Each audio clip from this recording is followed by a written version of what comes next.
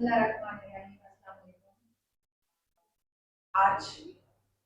यहाँ पे इस सब्जेक्ट के लिए बात करने के लिए ख्याल में हमारे दीन ने उसके बारे में बहुत पहले बता दिया है लेकिन डिफरेंट एलिमेंट्स जो सोसाइटी के हैं वो उसको कुछ एरियाज में उजागर करते हैं और मेजॉरिटी एरियाज में उसको कवर अप करते हैं। द टॉपिक इज एस्केटोलॉजी और उसके लिए हमारे पास आज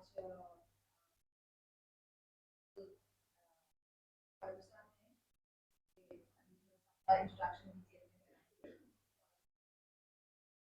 Before we start, I would like to start with the name of Almighty. I would request somebody, Shasa, please come and say something for the Quran.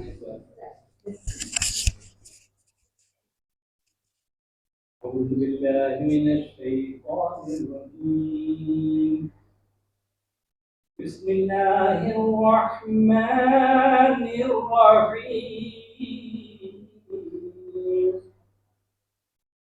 لا يستوي أصحاب النار وأصحاب الجنة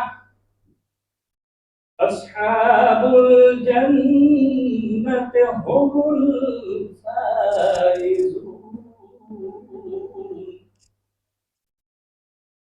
لو أنزلنا هذا القرآن على جبل لو أنزلنا هذا القرآن على جبل لرأيته خاشعا متصدعا من خشية الله وتلك الأمثال نضربها للناس لعلهم يتفكرون والله الذي لا إله إلا هو عالم الغيب والشهادة هو الرحمن الرحيم والله الذي لا إله إلا هو الملك القدوس السلام المؤمن المهيمن العزيز الجبار المتكبر سبحان الله عما يشركون والله الخالق البارئ المصور له الأسماء الحسنى يسبح له ما في السماوات والأرض وهو العزيز الحكيم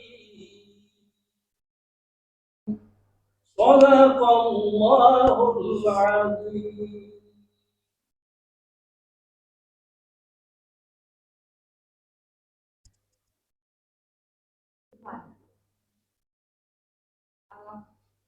मैं professor doctor Simon president department of chemistry हूँ और साथ आपको वेलकम करती हूँ हमारे डिपार्टमेंट में आज तो एक बिगनिंग है और आप सब लोगों का बहुत शुक्रिया कि again for the chosen ones. I hope कि आज का सेशन जो है वो एक नई डायमेंशन जो है सोच की और जो चीज़ें हमें फ्रंट ऑफ आवर थॉट्स होनी चाहिए जो अभी हमारे नहीं है शायद आज हमको ये मौका मिल रहा है कि उस चीज़ को इनकी तवज्जो से बात करके आगे हम उसको स्प्रेड करें और let people figure out what the life is all about and what is going to happen. मैं शमशाद साहब को से रिक्वेस्ट करूंगी say a few words.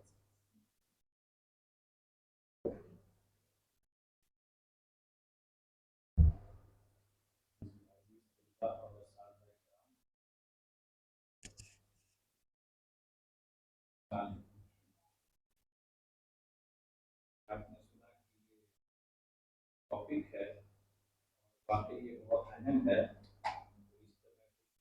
ہم تلاوت تو کر لیے لیکن ایک آیت بہت خاص ہے، میں تلاوت کر رہا ہوں.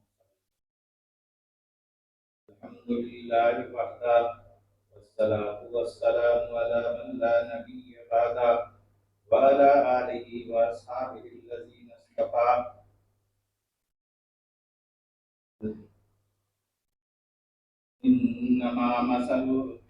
انما مثل الحیات الدنیا کماء انزلناه من السماء فاختلط به نبات الارض مما یأکل الناس والانعام حتى اذا اخذت الارض زخرفها وزینت وظن اهلها انهم قادرون علیها اتاها امرنا لیلا او نهارا فجعلناها حصیدا كأن لم تغن بالأمس كذلك نفسر الآيات لقوم يتفكرون. صدق اللہ العظیم. کتاب فطرت کے سر ورق پہ تو نام احمد رقم نہ ہوتا، یہ نقش ہستی ابھر نہ سکتا، وجود و لوح و قلم نہ ہوتا، زمین نہ ہوتی، فلک نہ ہوتا، عرب نہ ہوتا، عجم نہ ہوتا، یہ محفل کن فقا نہ ہوتی، جو وہ امام امم نہ ہوتا. مصطفیٰ کی ذات ہے وہم و گما سے بلند، اور خدا کا حسن انتخاب اور انتخاب لازوال، نہ جب تھا نہ اب ہے نہ ہوگا میسر شریک خدا اور جواب محمد. تو جیسے یہ بات کر رہے تھے کہ ایک اہم ٹاپک ہے، تو اس میں سب سے پہلے غور کرنے کی چیز ہے کہ ہمیں انسان کو اللہ نے کیوں پیدا کیا، اور اس کی وجہ جو ہے وہ اللہ نے قرآن میں ذکر کیا ہے. وما خلقت الجن والانس الا لیعبدون، ہم نے جن اور انس کو اپنی عبادت کے لیے پیدا کیا. سوال یہ پیدا ہے عبادت کے کیا معنی ہیں؟ اللہ کی بات کا ماننا عبادت. دوسری چیز ہے، ہم بہت سارے ٹاپک سے وقت اب شارٹ ہو رہا ہے تو اس لیے بہت سمرائز کر رہا ہوں میں، ہر ٹاپک نہیں، باقی آگے سیشنز کے اندر پہ ڈیٹیل میں ہم بات کریں گے. تو اب جو ہے اس میں دو تین پوائنٹس اہم ہیں. جب ابراہیم ایک زمانہ جو ہے نوح علیہ السلام سے پہلے کا زمانہ ہے اور وہاں پر ختم ہو جاتا ہے اور ایک بڑی تباہی دنیا میں آتی ہے اور دنیا واش آؤٹ کر دی جاتی ہے، سب ختم ہو جاتا ہے. تو یہ ہم جب آئے ہیں، یہ اب دوسرا سیشن سمجھنے کی اس انسان کا ہے، دوسرا دور چل رہا ہے جو ابراہیم علیہ السلام سے شروع ہوتا ہے. اور یہ آپ کی کشتی جو ہے وہ ہے ارارات، جو آج کل کہا ہے، لیکن قرآن میں جودی پہاڑ آتا ہے، اس پہ جو ہے آپ کی کشتی رکی تھی، جو ان میں جانوروں کے جوڑے تھے اور جو انسان تھے. یہ کشتی کافی عرصے تک پانی میں جب طوفان آیا ڈلتی رہی اور یہ وہاں آ کر کے رک گئی. اس کا مختصر یہ کہ اس میں 80 آدمی تھے، وہ لوگ اترے، ایک کافی طویل عرصے تک ایک جگہ بند تھی، لہٰذا وہ جب لوگ نکلے تو اس کے متعلق آتا ہے کہ انہوں نے آنکھوں میں سرما بھی اسود کا آتا ہے، یہ بہت اچھا سرما ہوتا ہے، آپ سے نے بھی اسے پسند فرمایا تو وہ انہوں نے لگایا. لیکن جو غذائی کمی ہو گئی تھی باڈی کے اندر تو زیادہ عرصے وہ لوگ سروائیو نہ کر سکے. اور پھر جو ہے نوح علیہ السلام کے 3 بیٹے، ایک تو ہلاک ہو گئے تھے، ان سے یہ نسل چلی ہے انسانی، حام، سام اور یافس. حام جو ہے افریقہ کی طرف علاقے میں چلے گئے، سام یہ عرب اور ایشیائی علاقے میں، اور جو ہے یافس شمال کے علاقوں میں گئے. یہ بہت اہم چیپٹر ہے، سمجھنے کا ایک ایک پوائنٹ ہے کہ ان کے سارے اینڈ ٹائم میں بھی یہ ساری باتیں جمع ہوں گی. اور جو سیویلائزیشن کا دور شروع ہوتا ہے دوسرا، اس سے پہلے دنیا میں 6 بڑی سیویلائزیشن ہوئی جنہوں نے لکھنا، بولنا، حروف جو الفابیٹس ہیں یہ ایجاد کیے. ایک ہے میسوپوٹیمیا کہلاتا ہے، سومیرینس تھے، جہاں یہ نمرود تھا. نمرود بادشاہ کا ٹائٹل ہے، جیسے فرعون بادشاہ کا ٹائٹل ہے. ایک یہاں سے ایک یہ سلطنت ڈیولپ ہوئی سیولائزیشن، اور ایک ہے ایجپشین. ایک ہے یہ ہمارے سندھ کے اندر جو ایک سیولائزیشن ہے گندھارا تہذیب، بہت قدیم ہے. اور ایک ایسٹ کی طرف چلے جائیں، مایا کہتے ہیں اس کو، اور ایک ادھر افریقہ میں امریکہ میں ساؤتھ چلے جائیں، انکا تہذیب. یہ قدیم ہے، بعض تو ختم ہو چکی. اور ایک تہذیب چائنا کے اندر ہے چھٹی، وہ مجھے نام ہے دریا کے، پہلے لوگ رہتے تھے دریاؤں کے قریب آبادی تھی، اب یہاں جو تہذیب آئی یہاں دریائے فرات اور نیل، یہ دو دریا، چار دریا تھے، یہ دو دریا بڑے اہم ہیں، اس کے بارے میں آتا ہے کہ براہ راست جنت سے آئے ہیں یہ دریا، اور دریائے فرات کے بارے میں آتا ہے کہ قرب قیامت جو لاسٹ 10 جو نشانیاں ہیں، 10 بڑی علامات، اس میں دریائے فرات سے سونے کا پہاڑ برآمد ہوگا۔ یہ فاروق صاحب جو ہے سارا جو اس کو بہت ڈیٹیل سے بتائیں گے کیونکہ ابھی اس میں ٹاپک نہیں ہے۔ تو یہ پھر زمانہ گزرتا گیا، ابراہیم علیہ السلام نے بیت اللہ کی تعمیر کی، کیونکہ اس طوفان میں جو ہے وہ بیت اللہ کے نشانات جو ہے وہ مٹ چکے تھے، جبرائیل امین نے آپ کو نشان سارے بتائے، لہذا آپ کے بیٹے تھے اسماعیل علیہ السلام، آپ کی 3 بیویاں تھیں، 2 کا زیادہ ذکر آتا ہے، سارہ علیہ السلام سے وہ اسحاق علیہ السلام، اور ہاجرہ علیہ السلام سے اسماعیل علیہ السلام، اور ایک تھی قطورہ جس سے 6 بیٹے تھے، ان میں سے ایک کا نام مدین یا مدایان ہے جس سے مدین کا علاقہ آباد ہوا، ایک اسحاق علیہ السلام کنان میں جو فلسطین ہے، اور جو ہے اسماعیل علیہ السلام مکہ میں جو حجاز کہلاتا تھا، تو یہاں یہ آبادی ہوئی اور یہیں سے جو ہے یہ ساری جو ہے آبادی چلی ہے، لیکن ایک زمانے تک اسحاق علیہ السلام سے یعقوب علیہ السلام، اور یعقوب علیہ السلام کے جو 12 بیٹے تھے ان میں سے ساری نسل چلی اور زیادہ تر پیغمبر اس میں آتے رہے، اور یہ بنی اسرائیل کہلائے۔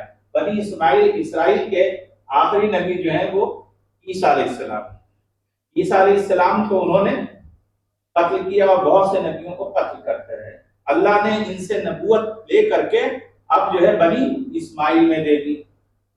تو یہ مختصر یہ تھی، اور جب آپ نے بیت اللہ کی تعمیر کی تو ابراہیم علیہ السلام نے دعا کی، بہت ساری دعائیں کی بیت اللہ کی تعمیر کے موقع پہ، لیکن ایک دعا ان میں بڑی خاص تھی۔ تو لقد کان فی رسول اللہ نہیں لقد من اللہ علی المؤمنین اذ بعث فیہم، یہ تو اللہ تعالیٰ اپنا احسان جتا رہے ہیں کہ ہم نے مومنین پہ احسان کیا کہ ان میں سے ایک رسول، یعنی اللہ تعالیٰ نے اس میں وہاں پر جو ہے جو دعا کی کہ اللہ ہماری اولاد میں سے ایک رسول بھیج، ابراہیم علیہ السلام جو میری اولاد میں سے اور لوگوں کو علم و حکمت کی تعلیم دے، قرآن کی تعلیم دے۔ تو یہ جو ہے دعا سب سے اہم تھی ان تمام دعاؤں میں، اور پھر اللہ نے بعد میں ایک اور دعا کی، وہ بتایا مومنین پہ احسان کیا کہ ہم نے تم میں سے جو سب سے محبوب چیز تھی ہماری، یعنی آپ صلی اللہ علیہ وسلم کی ذات، وہ تمہیں عطا کر دی، لقد من اللہ علی المؤمنین، یہ ہم نے تمہیں حوالے کر دی۔ تو تیسری چیز جو ہے اللہ تعالیٰ نے ایک جگہ بہت ساری چیزیں بنائی، کائنات بنائی، زمین آسمان بنایا، اور جو ہے جنت دوزخ بنائی، کہیں اپنی تخلیق کی تعریف نہیں کی۔ اب آپ نے پورا قرآن پڑھا ہوگا، لیکن ایک جگہ اللہ نے آ کر کے اپنی تخلیق کی تعریف کی ہے کہ ہم نے کیا شاہکار تخلیق کیا،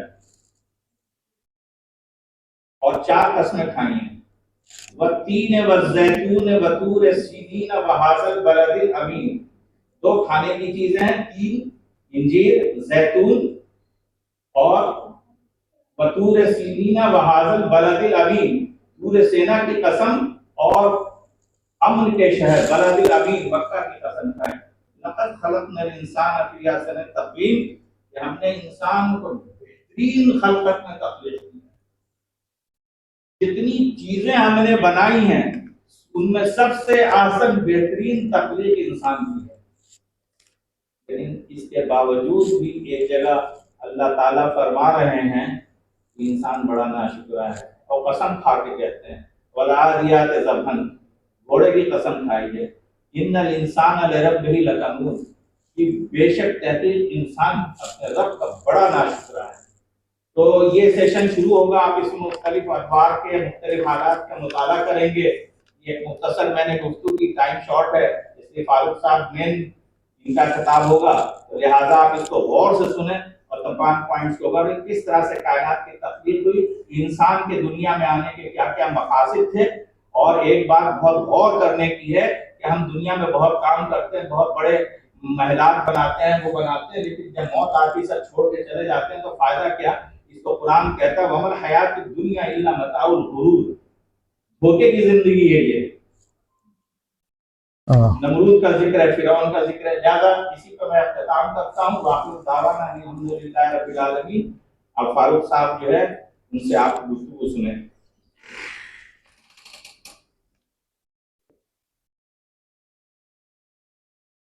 شکریہ شاہ صاحب، بہت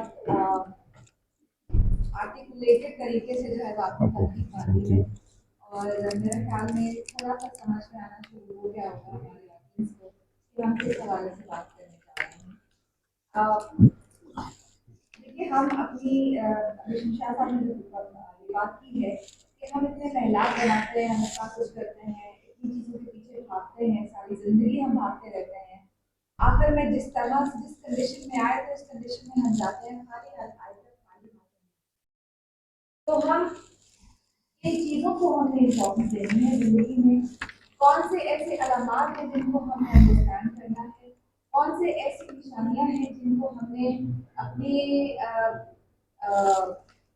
پلاننگ میں اور اپنی انڈرسٹینڈنگ میں استعمال کرنا ہے. اور میرے خیال میں یہ آج کا جو ہمارا انٹروڈکٹری سیشن ہے سائیکالوجی کے حوالے سے، یہ ورڈ میرے لیے بھی بہت نیا ہے، لیکن it's really hitting my mind کہ what it is going to talk about.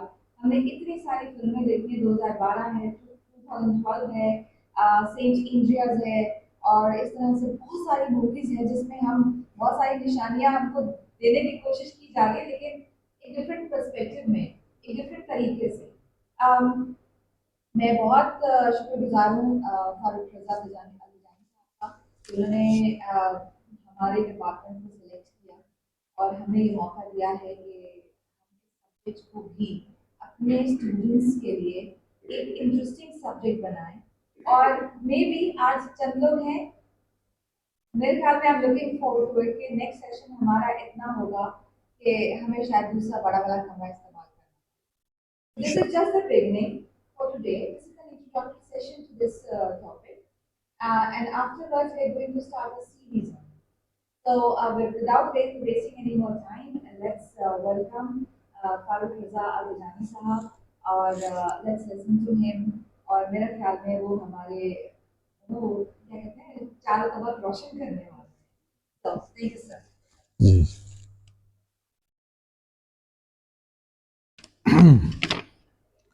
اعوذ باللہ من الشیطان الرجیم. بسم اللہ الرحمن الرحیم. اللہم صلی علی سیدنا محمد الفاتح لما اغلق والخاتم لما سبق ناصر الحق بالحق والهادی الی صراطک المستقیم وعلی آلہ حق قدرہ ومقدار العظیم. اما بعد، السلام علیکم ورحمۃ اللہ تعالی وبرکاتہ.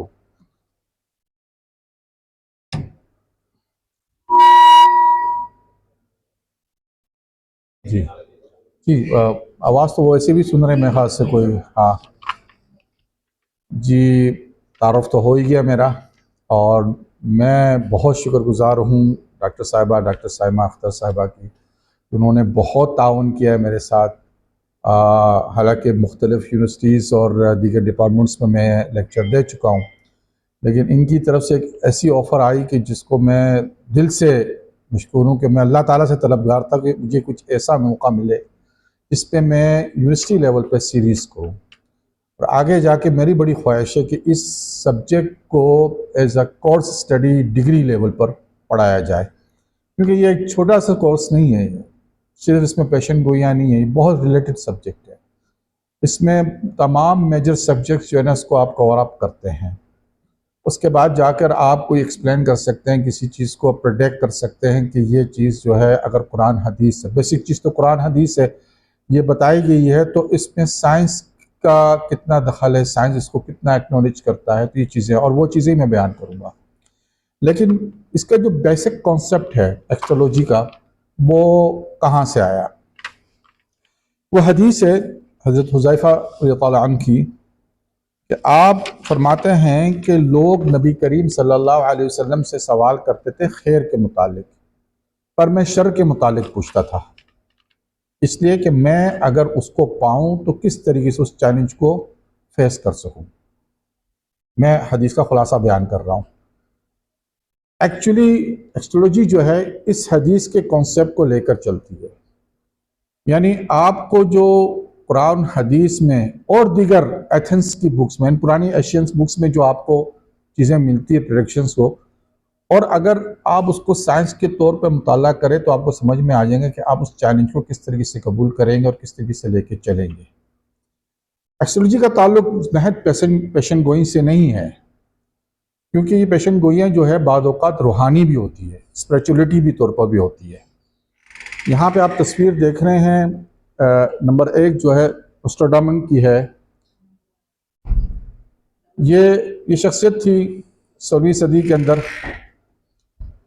15ویں یا 16ویں صدی کے اندر شخصیت تھی، اور اس کی کافی پریڈکشنز سے ہے، آپ کو گوگل کریں گے تو مل جائیں گی۔ کچھ پروڈکشنز اس کی صحیح ہے، کچھ غلط ہے، اور یہ کہتے تھے کہ مجھے کانوں میں جو نا میری جو ہے نا سیٹیاں بجتی تھی تو مجھے پتہ چلتا تھا کہ مجھے کیا ہونے والا ہے اور کیا چیزیں آگے آئیں گی۔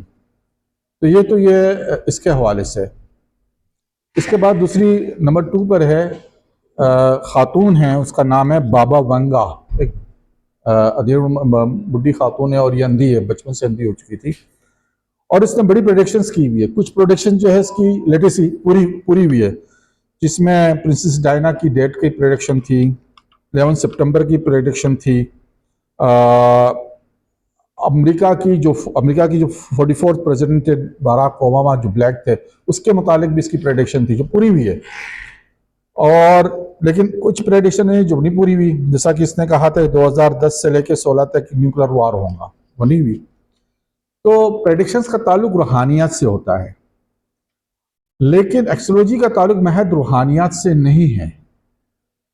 بیسک تو چیزیں ہوتی ہے جو آپ کو پرانی جو ایشین بکس میں چیزیں ملی ہوئی ہے، اس میں آپ جو ہے نا چیزوں کو پاتے ہیں، تو اس کو وہاں پہ چلے جائیں تاکہ میں آپ کو سب پہ اب جیسا کہ شاہ نعمت اللہ ولی کا مزار ہے، انہوں نے جو ہے آج سے کوئی 800 سال پہلے فارسی زبان میں پریڈکشنز کی تھی، اور اس کی بہت سی پریڈکشن جو ہم دیکھتے ہیں یا پڑھتے ہیں آئے کہ وہ چیزیں صحیح نظر آتی ہے کہ وہ ہوئی تھی۔ تو یہ ساری جو شخصیات ہے یہ اپنی روحانیات سے، اچھا روحانیات جو ہے صرف یہ نہیں کہ کوئی مسلمان ہوگا اس کے پاس روحانیات ہوں گی، غیر مسلم بھی ہوتے ہیں، ان کو بھی ان چیزوں میں اپروچ حاصل ہوتا ہے۔ یہ میں اپنی تھوڑی سی ایکسپیرینس کے بارے میں بتاتا ہوں کہ میں جو فرسٹ ٹائم 1998 میں شاید پہلی مرتبہ عمرے پہ گیا، تو وہاں پہ مجھے ایک شخص ملے، آصف نام تھا شاید ان کا، نقشبندی طریقت سے تھے، انگلینڈ سے آئے ہوئے تھے۔ اچھا، نقشبندی طریقہ سلسلہ جو ہے ان میں یہ ہوتا ہے کہ وہ خاص لباس میں رہتے ہیں، ہمیشہ پگڑی باندھتے ہیں، کرتا اپنا پہننے کے بعد وہ تومت باندھ لیتے ہیں۔ تو تھے پڑھے لکھے ایجوکیٹڈ پرسن تھے، وہاں آئے تھے عمرہ کرنے، تو میری ذرا دلچسپی ہو گئی۔ انہوں نے مجھے ایک بات بتائی، آپ سے شیئر کر رہا ہوں اس وقت۔ انہوں نے کہا کہ میں نے جب یہ سلسلے کو طریقت نقشبندی کو حاصل کیا، کیونکہ ہمارے یہاں ایک عہد تھا کہ آپ جو ہے آپ آ جائیں یہاں پہ، اور یعنی جب آپ یہ سلسلہ لیں گے تو آپ کو یہ لباس جو ہے نا ماڈرن جو سوٹ وغیرہ اتارنا پڑے گا اور یہ لباس پہننا پڑے گا، ان کے پیر کی طرف سے ہی شرط تھی۔ آ جائیں بیٹا، آ جائیں۔ تو انہوں نے وہ لباس پہن لیا۔ کہہ لیں گے میں جب پہلی بار آفس میں گیا اتنے عرصے کے بعد، تو میرے ساتھ جو خاتون جو سیکرٹری کام کر رہی تھی گوری، وہ ذرا حیران ہوئی کہ یہ آپ نے کیا لباس پہنا ہوا ہے۔ 2-4 دنوں کے بعد کہہ لیں گے مجھ سے خود کہنے لگی، کہہ لیں گے میں آپ سے ایک بات کہنا چاہتی ہوں بہت ضروری۔ کہہ لیں کیا؟ کہ میں تھوڑی بہت یعنی روحانیت چیز پہ جو ہے نا میں منسلک ہوں، اسپریچولیٹی سے میں منسلک ہوں، اور میں نے فرشتوں کو جو ہے نا آپ کے لباس میں دیکھا ہے، یعنی فرشتے جو ہے وہ اس طریقے کے لباس پہنتے ہیں۔ اب دیکھیں وہ خاتون جو ہے نان مسلم ہے۔ میں مقصد کہنے کا یہ ہے کہ اسپریچولی کا تعلق محض اسلام سے یا مسلمان ہونے سے نہیں ہے، غیر مسلم بھی اس چیز میں اپنا حصہ رکھتے ہیں، کیونکہ روحانیت جو ہے وہ سمجھ لیں کہ اس کا کوئی حدود نہیں ہے، ایسا سمندر جس کا کوئی ساحل نہیں۔ اچھا، اسپریچولیٹی جو ہے روحانیات سے بھی تعلق رکھتی، جو چیزیں بیان کی جاتی ہے اس کو بھی ہم اس میں دیکھتے ہیں علوم آخر زمان میں، لیکن اصل چیز جیسے میں نے کہا نا کہ ہم دیکھتے ہیں کہ حدیث اور قرآن اس کو کتنا آپ نے سمجھا۔ اب اس کو سمجھنے کے لیے ضروری ہے کہ آپ لغت عربی میں آپ کو عبور حاصل ہو، عربی زبان کی اتنا عبور حاصل ہو کہ آپ بنا اعراب کے عربی پڑھ سکتے ہو اور لکھ سکتے ہو۔ یہ آپ کو پہلا میں آپ بتا رہا ہوں درجہ۔ جب آپ کو اگر علم آخر زمان یا ایکسٹرولوجی کو سمجھنا ہے تو آپ کی پہلی شرط یہ ہوں گی کہ آپ کو اتنا عبور حاصل ہو کہ بنا اعراب کے آپ نے عربی پڑھنا اور لکھنا جاننا ہے۔ ترجمے کی تو بات کی بات ہے، کیونکہ لغت عربی میں بہت سی وسعت ہے، اور اس کے بعد جو ہے آپ نے پھر سائنس کا مطالعہ کرنا ہے۔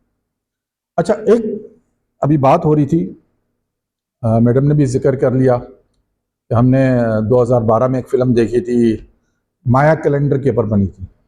اچھا، وہ بات یہ ہے کہ مایا کیلنڈر میں ایک پریڈکشن تھی کہ 2012-21 میں جو ہے دنیا ختم ہو جائیں گی۔ ظاہر سی بات ہے، ہم بطور اسلامی ایکسٹرولوجی میں تو اس چیز کو نہیں قبول کرتا، لیکن انہوں نے جو ہے اپنے اس زمانے کی جو لینگویج تھی، جو مایا لینگویج سویلائزیشن کی لینگویج تھی، ان کو غلط پریڈکٹ کیا، ان کو غلط طریقے سے اسکرپٹ کو ریڈ کیا۔ اس کا نتیجہ ہوا کہ وہ بھی دنیا میں آگے جا کے غلط میسج کو کنوے کر سکے، کنوے کیا، یہ بات ہوئی۔ یعنی انہوں نے خود غلط اس کو اسٹڈی کیا تو غلط بات بیان کر لی۔ تو یہاں پہ جو ہم بیسک چیز یہ بیان کرنے کا مقصد ہے کہ کسی زمانے کی پریڈکشن کو تب آپ سمجھیں گے جب آپ اس کی زمانے کی لینگویج کو سمجھ رہے اور مان رہے ہیں، ٹھیک ہے نا۔ اب ہم آتے ہیں، ذرا اس کو چاہیں نہیں کھول دے، پورا مین پہ آ جائے، ہاں مین پہ آ جائے، بیک پہ آ جائے، تھوڑا بیک پہ آ جائے تاکہ میں آپ کو،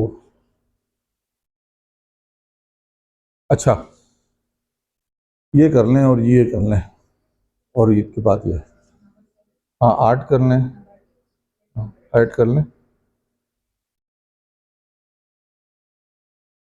یہ ٹیبلٹ سے 1900 کی دہائی کے اندر شام میں سیریا کی کوئی وہاں پہ ان کو یہ ٹیبلٹس ملا، جو بازلٹ جو سٹون ہے جو سب سے زیادہ سخت ہوتا ہے، اس پہ یہ نقش بندے ہوئے ہیں۔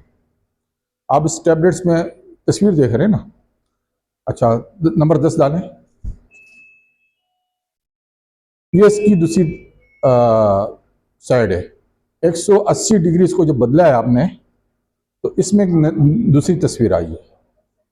اچھا، اس ٹیبلٹ کو ایک آرکیولوجسٹ سائنٹسٹ جس کا نام ہے احمد عبد الکریم، ٹھیک ہے نا، اس کا نمبر 10 پہ ڈالیں، پھر یہ جورڈن کے آرکیولوجسٹ سائنٹسٹ ہے، انہوں نے اس ٹیبلٹ کو جو ہے نا اسٹڈی کیا۔ اب دوبارہ چلے جائیں نمبر 9 پہ، تو انہوں نے اس ٹیبلٹ کو جب پایا وہ بڑا ہلا دینے والی بات تھی دنیا میں، اور 2006 میں انہوں نے پھر مصر کے اندر کیرو کے اندر جو آرکیولوجسٹ کی بڑی کانفرنس ہوئی، اس نے اپنی اسٹڈی کو وہاں پیش کیا، اور اسٹڈی یہ تھی کہ اس کے اندر جو ہے پہلے جو نقش تھا، جو پہلے تھا نمبر سے پہلے اور نمبر 7، یہ انہوں نے اسٹڈی کرنے کے بعد بتایا کہ حضرت ابراہیم علیہ السلام کی حضرت موسیٰ علیہ السلام کی یہ تصویر ہے۔ اس تصویر میں جو بوڑھے شخصیت نظر آ رہی ہے وہ حضرت موسیٰ علیہ السلام ہے، بقول احمد عبد الکریم جوہری کے، کہہ لیں گے حضرت موسیٰ علیہ السلام کی حدیث ہے۔ اچھا، انہوں نے اس چیز کو کمپیئر کیا حدیث سے، جو اپنی اسٹڈی تھی جو انہوں نے آرکیولوجسٹ کو کہہ لیں گے، کہا کہ حضرت موسیٰ علیہ السلام سے جب نبی صلی اللہ علیہ وسلم کی ملاقات ہوئی تو انہوں نے کہا میں نے ان کو ایسا پایا کہ جیسے شنوا ایک قبیلہ تھا جو یمن میں رہتا ہے، ان کے لوگوں میں سے ایک شخصیت ہے، یعنی ان کے چہرے پر نرمی نہیں ہے، جسے کہتے ہیں نا چربی وغیرہ نہیں، سختیاں ہیں، اور حضرت موسیٰ علیہ السلام سخت مزاج کے تھے، غصے والے تھے، تو بولا وہ اس طریقے کی شخصیت ہے۔ تو اس چہرے پہ بھی نظر آتا ہے کہ چہرے پہ ہڈیاں زیادہ نمایاں ہیں اور نرمی نہیں ہے، اور ان کی داڑھی اس طریقے سے تھی، جو سب انہوں نے بیان کیا، اور اس کے نقوش میں یہ بھی لکھا ہے کہ اعلیٰ ظرف وہ آرا علم شخصیت جو ہے، یعنی جو اسٹڈی جو اس کی بعد میں کچھ بنا ہے، وہ یہ شخص ہے۔ 180 ڈگری پہ جو ہم گئے اس طرح کا، تو جو شخصیت نظر آ رہی ہے وہ یہ دجال کی تصویر ہے، اس سٹون پہ نظر آتی ہے، جو حدیث سے ظاہر ہوتی ہے کہ ایک جگہ پہ جیسا کہ یہاں آئی ہے کہ اس کی ایک آنکھ ہوں گی، ایک سائڈ جو ہے اس کا بالکل صاف ہوگا، اور ایک آنکھ جو ہوں گی وہ انگور کی دانے کی طرح نکلی ہوئی ہوں گی جیسے دیکھو، اور اس کا یہاں سے جو ہے نا کیا جبڑا جو ہے موٹا ہوگا، بال اس کے کھڑے کھڑے جیسا کہ درخت کی طرح، جھاڑیوں کی طرح کھڑے ہوئے ہوں گے۔ وہ تمام چیزیں اس میں پائے گی۔ مزید وہاں کہتے ہیں کہ اس نے اس تصویر میں اوپر کی سائڈ میں عقرب کہتے ہیں اسکارپیو کو عربی میں، اس کے نظر آیا کہ بچھو، اور دوسری طرف جو ہے نظر آ رہا ہے، میں ذرا بیٹھ جاؤں کیونکہ مجھے ڈسک تکلیف دے رہی ہے، معذرت خواہ ہوں کہ میں ڈسک کی وجہ سے زیادہ کھڑا نہیں ہو سکتا۔ اچھا، اوپر والی سائڈ میں ہم دیکھا کہ وہ بندر کی تصویر ہے، کانا بندر۔ یہ تصویر جو ہے یہ خنزیر کی یعنی سور کی تصویر ہے، کانا سور۔ تو یہ اصحاب السبت جس کو اللہ تعالیٰ نے سور و خنزیر بنا دیا تھا، تو ان کی نقش کو جو ہے اس تصویر سے، یعنی جس لوگوں نے یہ تصویر بنائی نقش کی دی وہ کافی جینیس لوگ تھے۔ اچھا، اوپر کی جو سائڈ میں جو تصویر اس کی بالوں کے ساتھ ہے وہ خاص طور پہ فرعونوں کا جو خاص طور پہ جو ٹوپی ہوتی پہنائی جاتی تھی اس طریقے سے انہوں نے بنائی۔ تو یہ کہ ان کی ایک بقول یہ تصویر جو ہے مسیح دجال کی ہے، اور اس کے نقش میں جو چیزیں گندی ہوئی ہے لکھائی کے طور پہ وہ یہ ہے کہ اس کا حسب و نسب کا پتہ نہیں ہے، اور انتہائی غلیظ قسم کا آدمی، یہ اس نقش میں لکھا ہوا ہے۔ اب اس کو اسٹڈی کس نے کیا ہے؟ ایک آرکیولوجسٹ نے، اور اس نے یہ کہا ہے کہ چونکہ مسیح دجال کا عقیدہ مسلمانوں کے پاس ہے، احادیث میں صریح حدیث میں ہے، لیکن آج سے 3500 سال پہلے اس کے لیے ایک نقوش اس طریقے سے بنانا اور پھر یہ سٹون پہ ٹیبلٹس پہ بالکل بیان کر دینا، یہ بڑی کمال کی بات تھی۔ اچھا، اس کے اور بھی اطراف ہے، مطلب اس کو آپ دوسری طرف سے دیکھیں گے تو اور اینگل سے بھی دیکھیں گے، اس کے انہوں نے 4 اینگل بنائے تھے، میں نے صرف 2 اینگل آپ کو صرف بتانے کے لیے کہ ایسٹرولوجی کا تعلق آرکیولوجسٹ سے بھی ہے، کیونکہ آرکیولوجسٹ سے ہمیں جو چیزیں پتہ چلتی ہے کہ ماضی میں کیا ہوا ہے اور آنے والے مستقبل سے اگر کسی لنک ہے، تو 4 کا تو لنک ہے مستقبل کے ساتھ ہمارا، تو وہ بیان کر رہے ہیں کہ پچھلے نبی، کیونکہ نبی صلی اللہ علیہ وسلم نے فرمایا ہے کہ نوح علیہ السلام کے بعد تمام انبیاء نے اپنی قوموں کو مسیح دجال کے متعلق خبردار کیا تھا۔ اب بقول احمد جوہری کے مسیح دجال جو ہے وہ، اگر یہ جو نقوش ہے یہ یقیناً ان کے بقول کہ ایسے لوگوں نے بنائے تھے جو بڑے سٹرونگ ہوں گے، اور وہ ان کے نظر میں جنات ہو سکتے ہیں، حضرت سلیمان علیہ السلام کو اللہ تعالیٰ نے جنات کے پر بھی حکمرانی دی تھی۔ تو یہ نقوش جنات کو بنایا ہوا ہے بقول احمد جوہری کے، میں اپنی بات نہیں کر رہا ہوں کیونکہ وہ آرکیولوجسٹ ہے، اور انہوں نے یہ بات کی کہ کہہ لگے اور ہو سکتا ہے، کیونکہ وہ عالم دین بھی تھے، تو ہو سکتا ہے کہ سامری جو ہے وہ در حقیقت دجال ہے جو اس زمانے میں موسیٰ علیہ السلام کے دور میں تھا، اور اس نے جب بچڑا پیدا کر کے نظر آیا۔ اچھا، اس میں ہمارے یہاں بڑا مغالطہ ہوتا ہے، بعض لوگ یہ سمجھتے ہیں کہ اس نے، کیونکہ روایتوں میں یہی آیا ہے کہ چاندی اور سونا ہادی، قرآن میں بھی ہے کہ اس نے اس زیورات کو جو ہے، جو سونے اور چاندی کے زیورات تھے، وہ اس نے بٹی میں ڈال دیے، تو بٹی سے ایک بچڑا نکل گیا۔ تو لوگوں کے ذہن میں یہ ہے کہ بٹی میں آلریڈی کوئی فریم تھا، ایسا فامہ تھا جو بچڑا بنا کے، وہ بچڑا باقاعدہ زندہ بچڑا نکل آیا، کیونکہ کوئی بچڑا وہ نہیں تھا کہ جس کو آپ کسی میٹل سے بنا ہوا، نہیں، قرآن میں جو الفاظ ہے کہ ہم اس کو جلا کے راکھ کر دیں گے، میٹل راکھ نہیں ہوتا ہے، میٹل تو فارم چینج کرتا ہے اپنا، ٹھیک ہے نا۔ تو وہ، اور پھر کہا کہ ان لوگوں کو تو اللہ تعالیٰ نے سزا دی جو بچڑے کے پجاری تھے، لیکن سامری کو سزا نہیں دی گئی، کیونکہ سامری کو کہا کہ نہیں، تمہارے لیے آج کا دن نہیں، تمہارے لیے ایک دن مقرر ہے، سامری کو نکال پھینکا۔ تو کہتے ہیں یہ بڑا سوال ہے، کیوں کہ دجال کے ساتھ دجال کو قتل کرنے والے حضرت عیسیٰ علیہ السلام ہی ہوں گے۔ تو یہ بات پکی تھی کہ وہ ان کے ذہن میں کہ دجال جو تھا سامری تھا، اور سامری اس وقت غائب ہو گیا۔ اچھا، اب یہ تصویروں سے ہم نے یہ ثابت کرنا ہے کہ آرکیولوجسٹ جو ہے وہ بھی ایسٹرولوجی کا ایک سبجیکٹ ہے جس کو ہم سمجھ سکتے ہیں، یعنی ایک اسپریچولیٹی، ایک آرکیولوجسٹ، اسی طریقے سے دیگر علوم بھی جو میں بیان کروں گا اب، مثال کے طور پہ پولیٹیکل سائنس سے اور جیو پولیٹیکل سائنس سے بات کریں، پیچھے چلیں آپ، جیو پولیٹیکل سائنس سے ہم بات کریں گے۔ اور پیچھے جائیں تاکہ پورا پتہ چلے. ایک بالکل وہ اس پہ چلے نا، مین پہ چلے گا. نبی صلی اللہ علیہ وسلم کے پاس مین پہ جائے نا تاکہ میں وہاں سے نکالوں آپ کو.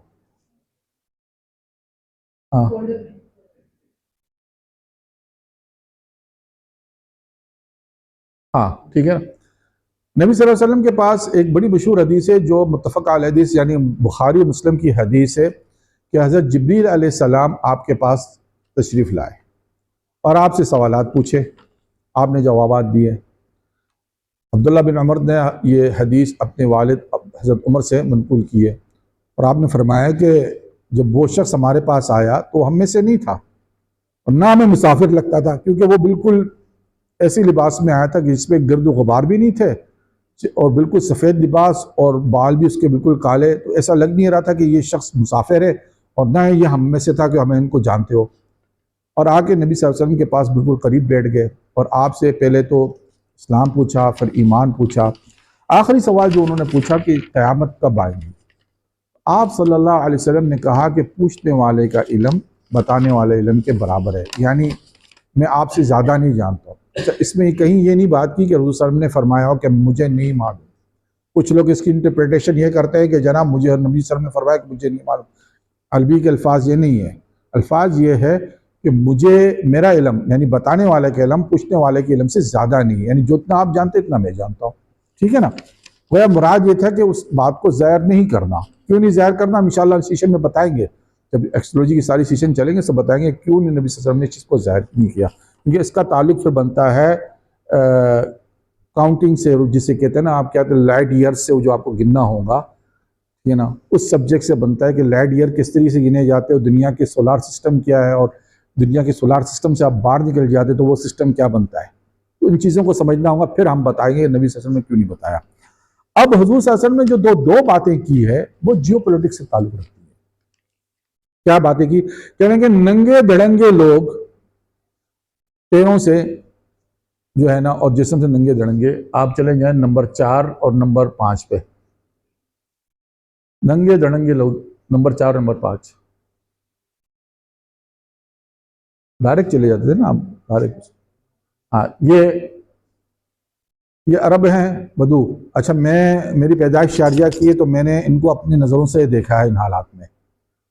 1969 کی میری پیدائش ہے تو میں نے شارجہ میں جب بڑا پیدا ہوتا اتنا میں سمجھدار تھا تو میں ان کو دیکھتا تھا تو یہ بڑے درگرو حالات میں ہوتے تھے.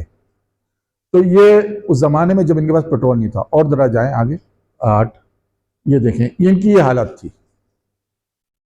حضور کی بیان ننگے دڑنگے لوگ اونچی اونچی عمارتیں بنائیں گے. ابھی عمارتوں پہ چلے جائیں آپ. حدیث کی جو پریڈکشن ہے وہ ہم نے رسول صلی اللہ علیہ وسلم نے فرمایا نا کہ قیامت کب آئیں گی. سوال یہ تھا قیامت کب آئیں گی، تو کہہ لیں گے پوچھنے والے کا علم بتانے والے کا علم پوچھنے والے سے زیادہ نہیں ہے، پر اس کی نشانیاں ہیں. حضور صلی اللہ علیہ وسلم نے نشانیاں گنوائی. تو پہلی بات انہوں نے جو کی جیو پولیٹکس کے حوالے سے کہ ننگے دھڑنگے جو لوگ ہوں گے وہ اونچی اونچی عمارتیں بنائیں گے. اور تھوڑا آگے جاؤ، وہ ایک اور تصویر آپ کو دکھاؤں. یہ دیکھیں دبئی 1985 کی بات ہے دبئی کا، اور یہ 2000 کے اندر مور 2000، کیونکہ 90s کے بعد یہ زیادہ ترقی کرنے لگ گئے. اس کے بعد یہ پہلے یہ تھا وہ جو بلڈنگ ٹریڈ سینٹر کہلاتی ہے، میں 70s کے اندر انہوں نے بنائی تھی، اور یہ کلوک ٹاور ہے دبئی کا. تو یہ اس زمانے کے اندر جو ہے دبئی یہ تھا، اور اس کے بعد یہ دبئی بن گیا. ٹھیک ہے نا. یہ صرف اتنا بتانا ہے کیا ہے کہ وہ پریڈکشن رسول صلی اللہ علیہ وسلم نے جو بتائی تھی وہ پوری ہو گئی. اچھا، اب دوسری پریڈکشن تھی وہ یہ تھی کہ باندیا اپنے مالک یا مالکن کو جنے گی. اس کی تفسیر علماء نے کچھ اور کی ہے، جبکہ میری نظر میں وہ مجھے تھوڑی درست نظر نہیں آتی ہے. وجہ یہ ہے کہ ایک لفظ عربی کا جسے کہتے ہیں کہ حدیث میں آیا ہے اما جو ہے الف میم عین اور کیا ہوتا ہے تار مربوطہ جسے کہتے ہیں گول ڈالتا، جو تال جو گول ڈالتا ہوتا ہے اس کو الف کے اوپر پیش ہے تو وہ پڑھا جا رہا ہے اما عربی. اس کے مطلب ہے باندھی. اور ایک لفظ ہے وہی طریقے لکھائی وہی ہے لیکن پیش کی جگہ پہ زبر آ جائے تو اس کو کہتے ہیں امہ، اور امہ کا مطلب ہے قوم. اچھا، یہاں میرا خیال کیا کہ میں نے کہا کہ بھائی باندھی اگر مالک ان کو جنیں گی، یہ تو ایسی کوئی پیشن گوئی نہیں ہے کہ جو پہلے نہیں ہو. اب بی بی حاجرہ جو تھی وہ باندھی تھی، حضرت اسماعیل علیہ السلام کو انہوں نے جنم دیا، تو وہ تو نبی تو ویسے ہی سردار ہوتے تھے. تو اور ایسے بادشاہوں کی بہت سی اولادیں ہیں جن جو ان کی باندیوں سے پیدا ہوئی. تو یہ کون سی ایسی پریڈکشن تھی جو میرے سمجھ میں نہیں آئی. اب اس کا تعلق جو تھا، اس چیز کو سمجھنا ہے دوسری حدیث سے، اور وہ حدیث یہ ہے اپنا نعمان بن بشیر کی حدیث ہے، اور وہ پولیٹکس کے حوالے سے. ایسٹرولوجی جو ہے وہ آپ کو اب سیاست پہ بات کرواتی ہے. پولیٹکس کے حوالے سے یہ حدیث ہے کہ نبی صلی اللہ علیہ وسلم نے فرمایا ہے، جس میں نبی صلی اللہ علیہ وسلم نے 5 زمانے گنے ہیں امت کے لیے. ایک زمانہ تو نبوت کا ہے کہ آپ میں نبوت رہیں گی جب تک اللہ چاہے گا رہے گی، پھر اس کو اٹھا لی جائے گی. پھر ایک زمانہ آئے گا اس کے بعد خلافت الراشدہ علی منہاج النبوہ کا، وہ پولیٹیکل زمانہ ہے. پھر اس پولیٹیکل زمانے کے بعد جو ہے کاٹ کھانے والی بادشاہت آئے گی. پھر کاٹ کھانے والی بادشاہت کے بعد جو ہے جبری بادشاہت آئے گی. پھر جبری بادشاہت کے بعد دوبارہ خلافت راشدہ علی منہاج النبوہ آئیں گی. پھر حضور صلی اللہ علیہ وسلم چپ ہو گئے. یہ نعمان بشیر کی حدیث ہے. اب اس حدیث کے حوالے سے جو 2 زمانے ہیں جس کو ہم کہتے ہیں، اب یہ پولیٹیکل سائنس میں بتا رہا ہوں، یعنی ایسٹرولوجی کا تعلق پولیٹیکل سائنس سے کیا ہے آپ نے سمجھنا ہے کہ آگے وہ حضور جو پریڈکٹ کر رہے ہیں وہ کیا بیان کر رہے ہیں. 2 زمانے ایسے آئے کہ جسے کاٹ کھانے والی بادشاہت، وہ کیا تھی؟ وہ ایسی بادشاہت تھی کہ جس میں انسان، جو لوگ پچھلے دوروں میں ایسی بادشاہت تھی جو آپ کو سیاست سے دور رکھتی تھی کہ سیاست سے آپ کا کوئی تعلق نہیں ہے، آپ سیاست پہ بات نہیں کر سکتے. اور وہ مطلب خاص طور پہ گھرانوں پہ رہتی تھی بادشاہت، مطلب امی خلافت یا امی عباسی دور ہوگی، امی دور کے بعد عباسی، پھر سلطنت عثمانیہ کی دور آ گئی. یہ تمام ادوار جو ہے یہ آپ کو مطلب آپ کا جو ایک عام آدمی یہ تعلق سیاست سے ہونا چاہیے وہ نہیں تھا. وہ اس کو بالکل یعنی وہ برداشت نہیں کرتے. پھر اس کے بعد نبی صاحب نے فرمایا کہ جبری ملوکیت آئیں گی. اب وہ جبری ملوکیت کیا ہے؟ اب اس کو سمجھنے کے لیے اس حدیث کی تعویل ضروری ہو گئی جو میں نے بیان کی تھی. کیا حدیث تھی؟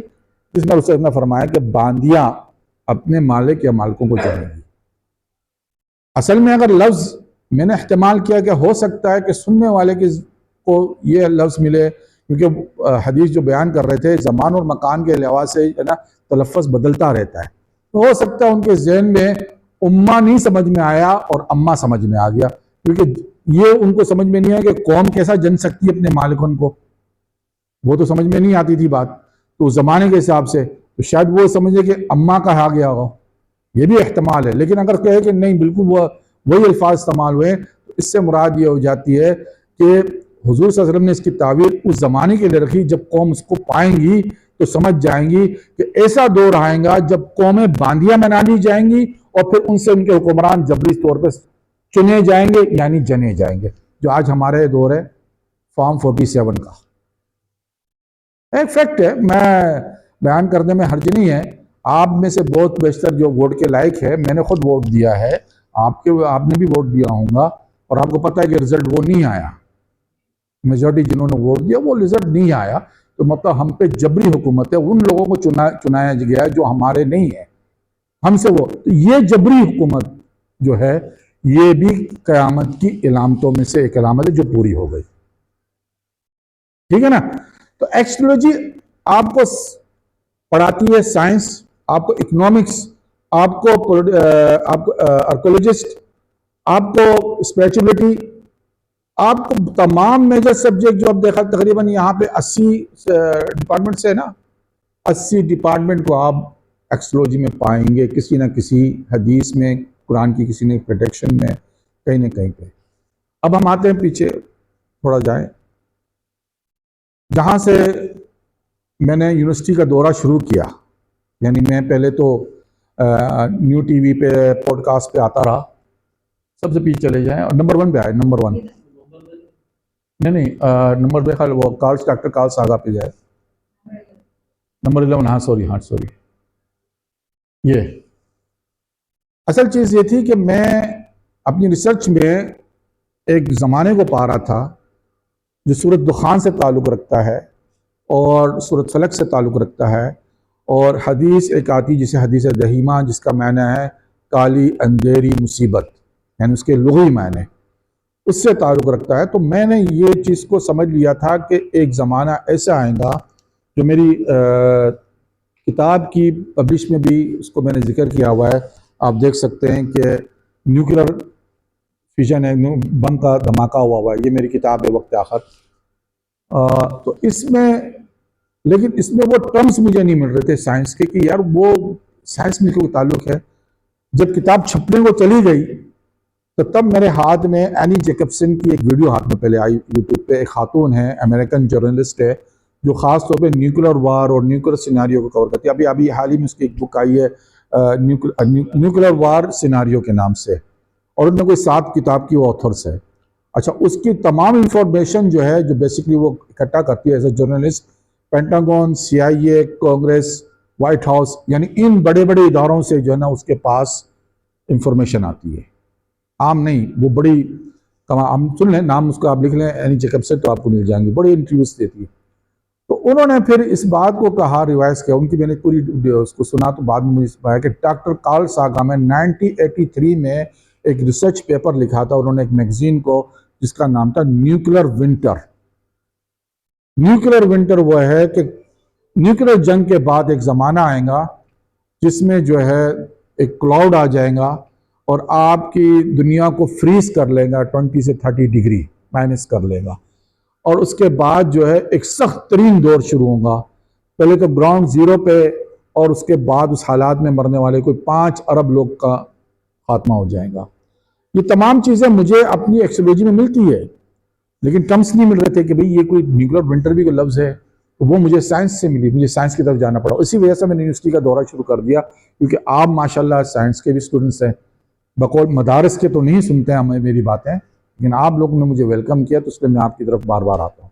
تو نیوکلر ونٹر سے میرا دورہ شروع ہوا۔ تو ہم جو ہے ایکسپیکٹیشن جو کر رہے ہیں، جو میں تیاری کروا رہا ہوں بچوں کو، وہ یہ ہے کہ آنے والے دور کے اندر آپ پہلا مرحلہ جو قیامت کا شروع ہوگا، جسے حدیث میں بھی پایا ہوا ہے، دخان عربی میں کہتے ہیں، اور یہ اسموک جسے آپ بار کہیں گے، جو اسٹیمرفورس جسے کہتے ہیں ہم، دوسرا طبقہ اسٹریٹوسفیئر کے اوپر جب یہ کلاؤڈ جائے گا تو یہ سورج کی روشنی کو روک دے گا، اور یہ کافی عرصے تک رہے گا۔ اچھا، ان کی صرف یہاں تک جو ہے نا اسٹڈی ہے، لیکن ہمیں قرآن میں کچھ چیزیں اور ملتی ہیں، وہ یہ کہ جب یہ گیسز اوپر جا کے ایک جگہ پہ تھم جائیں گے تو پھر یہ اپنی شکل کو، یہ اپنے اس کو کیا کہتے ہیں، چینجنگ کریں گی، گیس سے ٹو سالڈ ٹرانسفارم ہو جائیں گے۔ یعنی پہلے گیسز تھے، پھر یہ سالڈ کی شکل اختیار کریں گے تو یہ ٹرانسفارم ہو جائیں گے، تو یہ اس میں پھر وزن پیدا ہوگا۔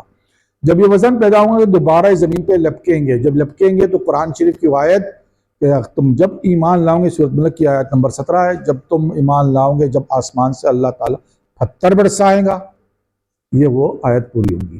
لیکن یہ اس سے پہلے، جب یہ پہلی مرتبہ پہلے لیول پہ آئیں گے، جو میرے خیال کیا کہلاتا ہے پہلا طبقہ، میرے ذہن سے اتر گیا اس وقت اس نام، نہیں اسٹریٹوسفیئر سے پہلا ہے یہاں پہ، میں شاید لکھ کے لایا ہوں یا بھول گیا ہوں۔ بہرحال پہلا ایک طبقہ آتا ہے جو اسٹریٹوسفیئر سے پہلے آتا ہے، اور وہاں پہ ہوائیں بہت چلتی ہے۔ تو جب یہ گیسز وہاں جائیں گی تو یہ ایک سائیکلون کی صورت اختیار کرے گی، لیکن الٹا سائیکلون کی صورت اختیار کریں گی تو اس سائیکلون کی ویب سے زمین کے اوپر پریشر آئے گا، اور زمین کی جو پہاڑ ہے وہ اس پر جو ہے نا وہ کھسکنا شروع ہو جائیں گی پہاڑ۔ تو قرآن شریف کی وہ آیت کہ یوم تمور السماء مورا، مورا کا مطلب سائیکلون، یوم تمور السماء مورا، تو اس کے مورا مطلب سائیکلون پیدا ہوں گا، پھر اس کے بعد جو ہے نا جبال کے پر جو ہے نا پھر وہ ہلانا شروع کر دیں گے۔ یعنی حادثے کے بعد ایک بہت طویل عرصہ ہے جو تباہی کا ہے، اور اس کے بعد وہ چیلنجز کا ہے۔ ہمارا یہ کورس کروانا آپ لوگ سے بیٹا مخاطب ہونا مقصد یہی ہے، چیلنجز آپ کے پر آ رہے ہیں، تیاری آپ نے کرنی ہے، اور یہ میں بتاؤں گا میں آگے جو سیریز میں چلیں گے، کیونکہ لازمی ہے کہ ہم اس کے لیے حل ڈھونڈیں۔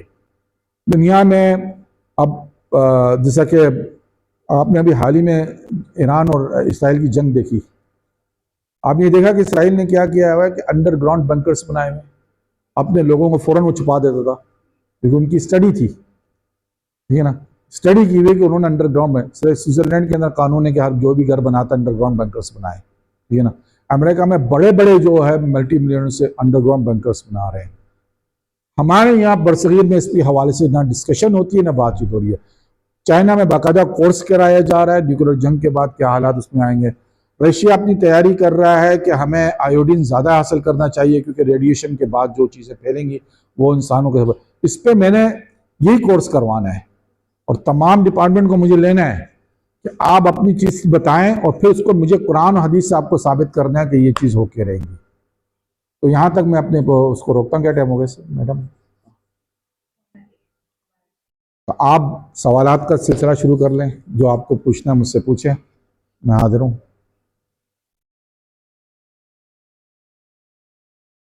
بیٹا کوئی سوال نہیں آیا؟ پوچھے نا، سوال سائنس کے حوالے سے پوچھ لیجئے۔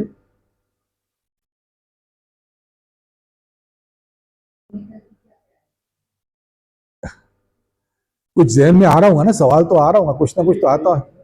آپ پوچھے سر۔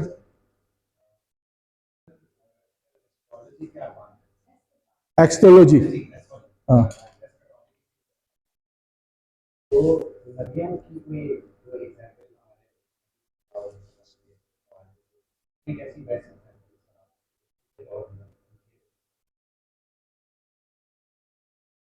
ویسی ایگزامپل میں سمجھ نہیں پا رہا ہوں۔ ایکسٹرولوجی کی جو اسلامک ایکسٹرولوجی کی بیسک ہی قرآن اور حدیث ہے، تو قرآن اور حدیث کو تو نبی صلی اللہ علیہ وسلم نے تو ہمیں بیان کیا ہے، اور ایک حدیث میں حضور صلی اللہ علیہ وسلم نے صبح فجر کی نماز سے لے کر ظہر تک، پھر ظہر سے عصر تک اور عصر سے مغرب تک، یعنی آپ ممبر پہ کھڑے ہوئے، آپ نے خطبہ دیا، اس کے بعد اترے، نماز پڑھائے، پھر آپ ممبر پہ چلے گئے، پھر اور انہوں نے مغرب تک، یعنی صحابہ کہتے ہیں کہ ہمیں حضرت آدم علیہ السلام، یعنی جب سے اس سے پہلے جو کچھ تھا، اور یہاں تک کہ لوگ جنت اور جنت میں چلے گئے، جنت میں چلے گئے، تمام چیزوں کو جو نا آپ نے اس کو پورا کر کے ہمیں بتا دیا، یعنی اس وقت میں کیا ہونے والا ہے اور کیا ہوگا۔ اور وہ کہہ لیں جس کو جتنا یاد رہا، جو بھول گیا، لیکن ہم جب کوئی چیز دیکھتے تھے، کوئی علامت، تو ہمیں یاد آتا ہے کہ حضور صلی اللہ علیہ وسلم نے یہ فرمایا ہے۔ تو ایکسٹرولوجی کا اصل، اسلامک ایکسٹرولوجی کا تعلق ہی قرآن حدیث ہے، یہ پہلی بیسک چیز یہی ہے، اس سے ہٹ کر ہم بات نہیں کر سکتے ہیں۔ یعنی میں آپ کو مایا کیلنڈر تو نہیں پڑھا سکتا ہوں، کیونکہ میں مایا زبان نہیں جانتا، نہ میں آپ کو کوئی بیبلین سے نکال کے، یا میں آپ کو کوئی ہیبرو زبان سے نکال کے، وہ میری ہے نہیں، تو میں اس کی کوئی بھی، یہاں ہاں ہو سکتا ہے بائبل سے کچھ چیزیں ایسی ہو جو مماثلت کھاتی ہو، یعنی قرآن میں بھی ذکر ہو، اس کا وہاں پہ بھی کسی معنوں میں ذکر ہو، تو وہ بیان کر سکتا ہوں، لیکن اس کے علاوہ نہیں۔ جیسا کہ میں نیوکلیر ونٹر کا بات کیا ہے نا، تو نیوکلیر ونٹر بائبل کے اندر بھی ہے، نہیں، آرمیگیڈون الگ ہے۔ نیوکلیر ونٹر جو ہے حوالے سے وہ ایک دو مجھے ملی، میں نے سرچ کیا کہ ان کے پاس بھی اس طریقے کا کانسیپٹ ہے، لیکن وہ اتنا زیادہ کلیئر نہیں جتنا کلیئر قرآن میں سورۃ دخان میں ہے۔ سورۃ دخان کی آیت نمبر 10، 11 اور سورۃ فلق کے اندر تو باقاعدہ نبی صلی اللہ علیہ وسلم نے فرمایا کہ اس اندھیری سے پناہ مانگو، من شر غاسق اذا وقب، یعنی اس اندھیری کی شر سے پناہ مانگو جب وہ چھا جائے گی۔ تو یہ تو بالکل ذکر ہے۔ ایکسٹرولوجی، مین اسلامک ایکسٹرولوجی قرآن حدیث ہے۔ تو یہ تو آپ کو سوال ہے بیٹا۔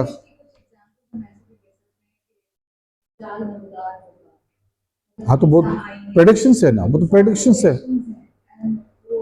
بار بار ہم کو جو ہمیں جو بار بار قرآن پاک کہتا ہے کہ اشارے ہیں تلواروں کے، تو وہ بار بار قرآن پاک آپ کو انڈیکیشن دے رہا ہے کہ اگر ایسا ہوگا تو ایسا ہو جائے گا، یہ ہوگا تو ایسا ہو جائے گا۔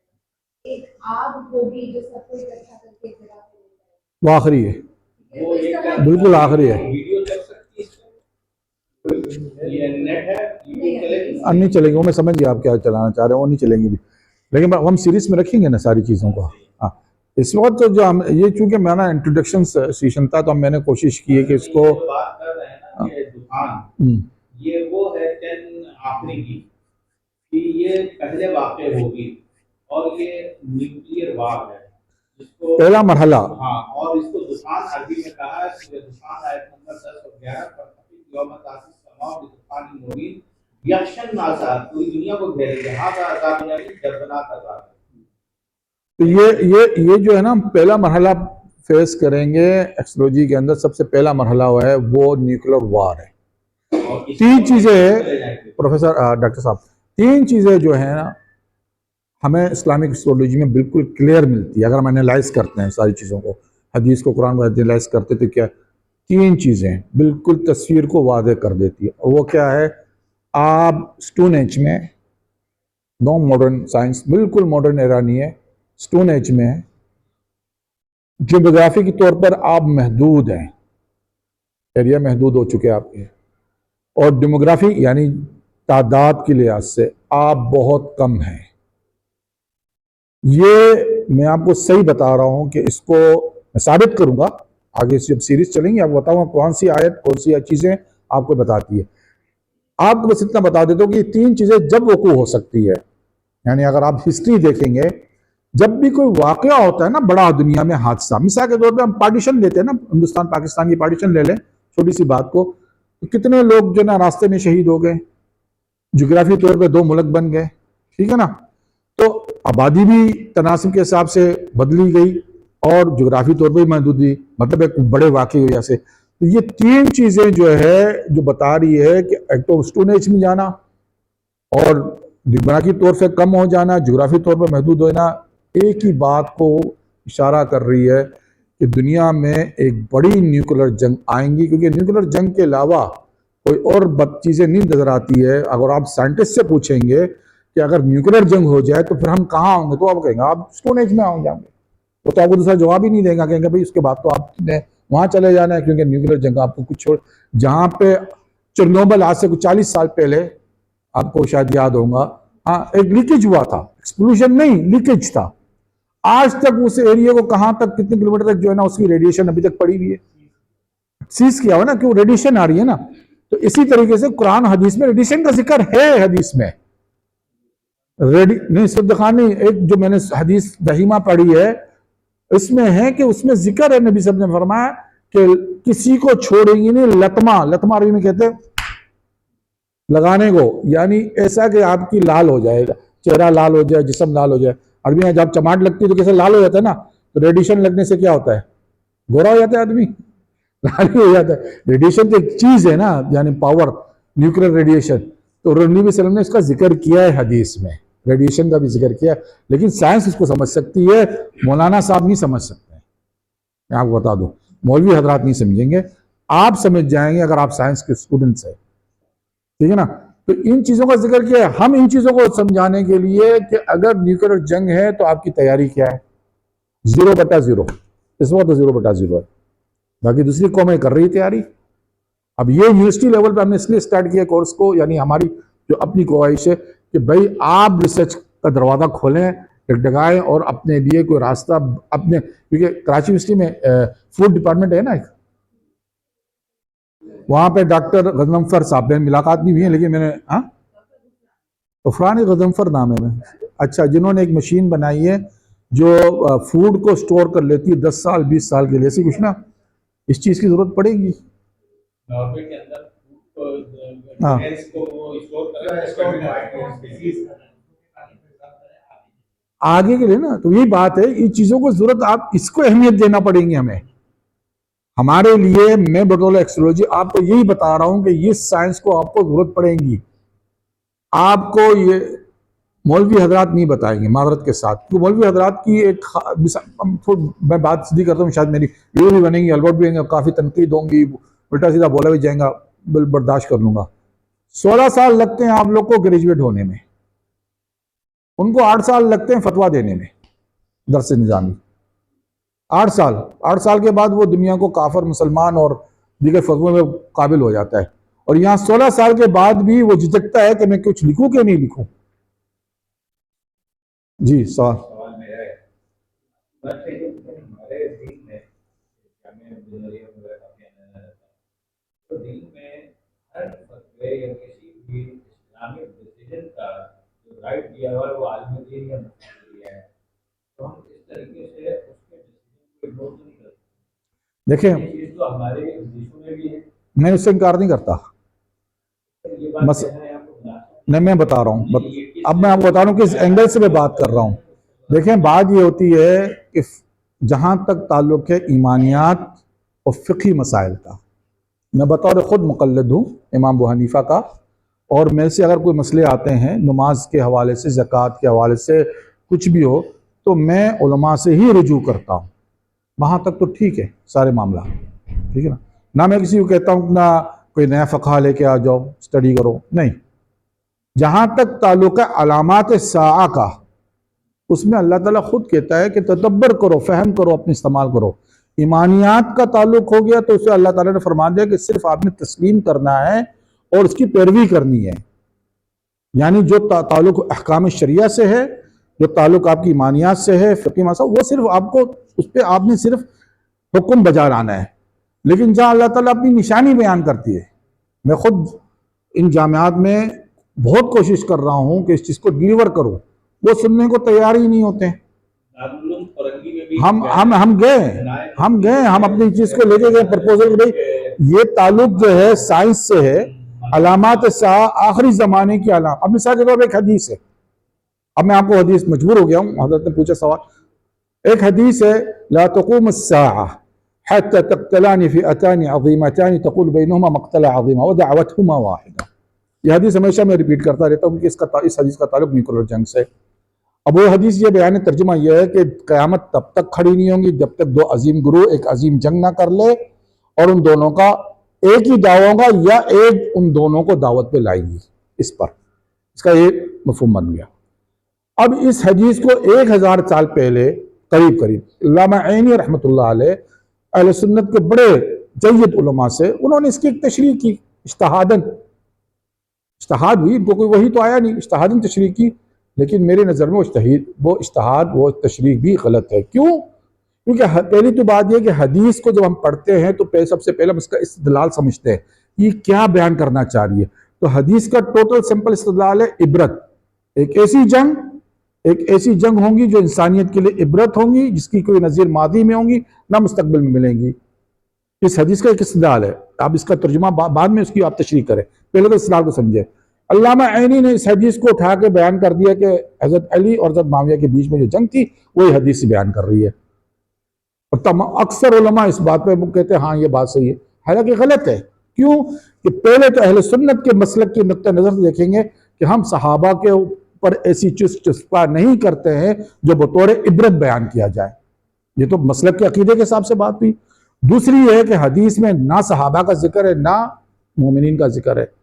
تیسری چیز ہے کہ قیامت کے قریب، یعنی قیامت کے قریب ترین دور کے اندر ہی واقعہ ہونے والا ہے، اس سے پہلے نہیں۔ اور دوسری چیز ہے کہ جو واقعہ وہاں ہوا تھا ان دونوں کا دعویٰ ایک نہیں تھا، ایک تو کہہ رہے تھے قصاص لو اور حضرت علی کہہ رہے تھے پہلے بیعت دے دو، پہلی میری بیعت کرو میں قصاص لیتا ہوں۔ حضرت معاویہ کہہ رہے تھے کہ نہیں پہلے آپ قصاص لے بعد میں ہم سے بیعت لے لے۔ تو یہ دعویٰ کہاں سے آ گیا؟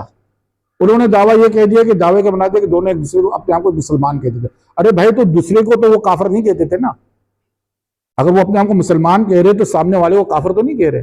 یہاں دعویٰ جو ہے سورۃ مائدہ میں آتا ہے وقالت اليهود والنصارى نحن ابناء الله واحباؤه، یہود و نصارہ یہ کہتے ہیں کہ ہم اللہ کے چہیتے اور اس کے بیٹے ہیں، یہ دعوت ہے، سورۃ مائدہ کی آیت ہے۔ یہ دعویٰ منفرد ہے، انوکھا دعویٰ ہے، لیکن میں نے اس کی ایک اور تعویل کی ہے کہ دعوتہما واحدہ، کہ ایک چیز اس کو اپنی طرف لپکائیں گی، ان کو ان جنگ کی طرف لپکائیں گی، وہ آرٹیفیشل انٹیلیجنس ہے۔ وہ میں نے اس سبجیکٹ کو تھوڑا وہاں بیان کیا تھا جنہوں نے میرا کمپیوٹر سائنس میں دعوتہما، عربی میں دعوتہما یعنی دعوت دینا بھی ہے، پکارنا بھی ہے اور دعوت دینا بھی ہے۔ ایک تو نا دعویٰ یعنی ایک نے دعوت کیا ہے اور دعویٰ یعنی بلایا بھی ہے، دونوں مفہوم دیا جا سکتا ہے اس کو۔ تو میں نے کہا کہ ایک تعویل اگر ہم یہ رکھیں کہ آرٹیفیشل انٹیلیجنس، اچھا یہاں پہ میں ایک بات اور بیان کر دوں، میں اسپیچ میں بھول ہی گیا۔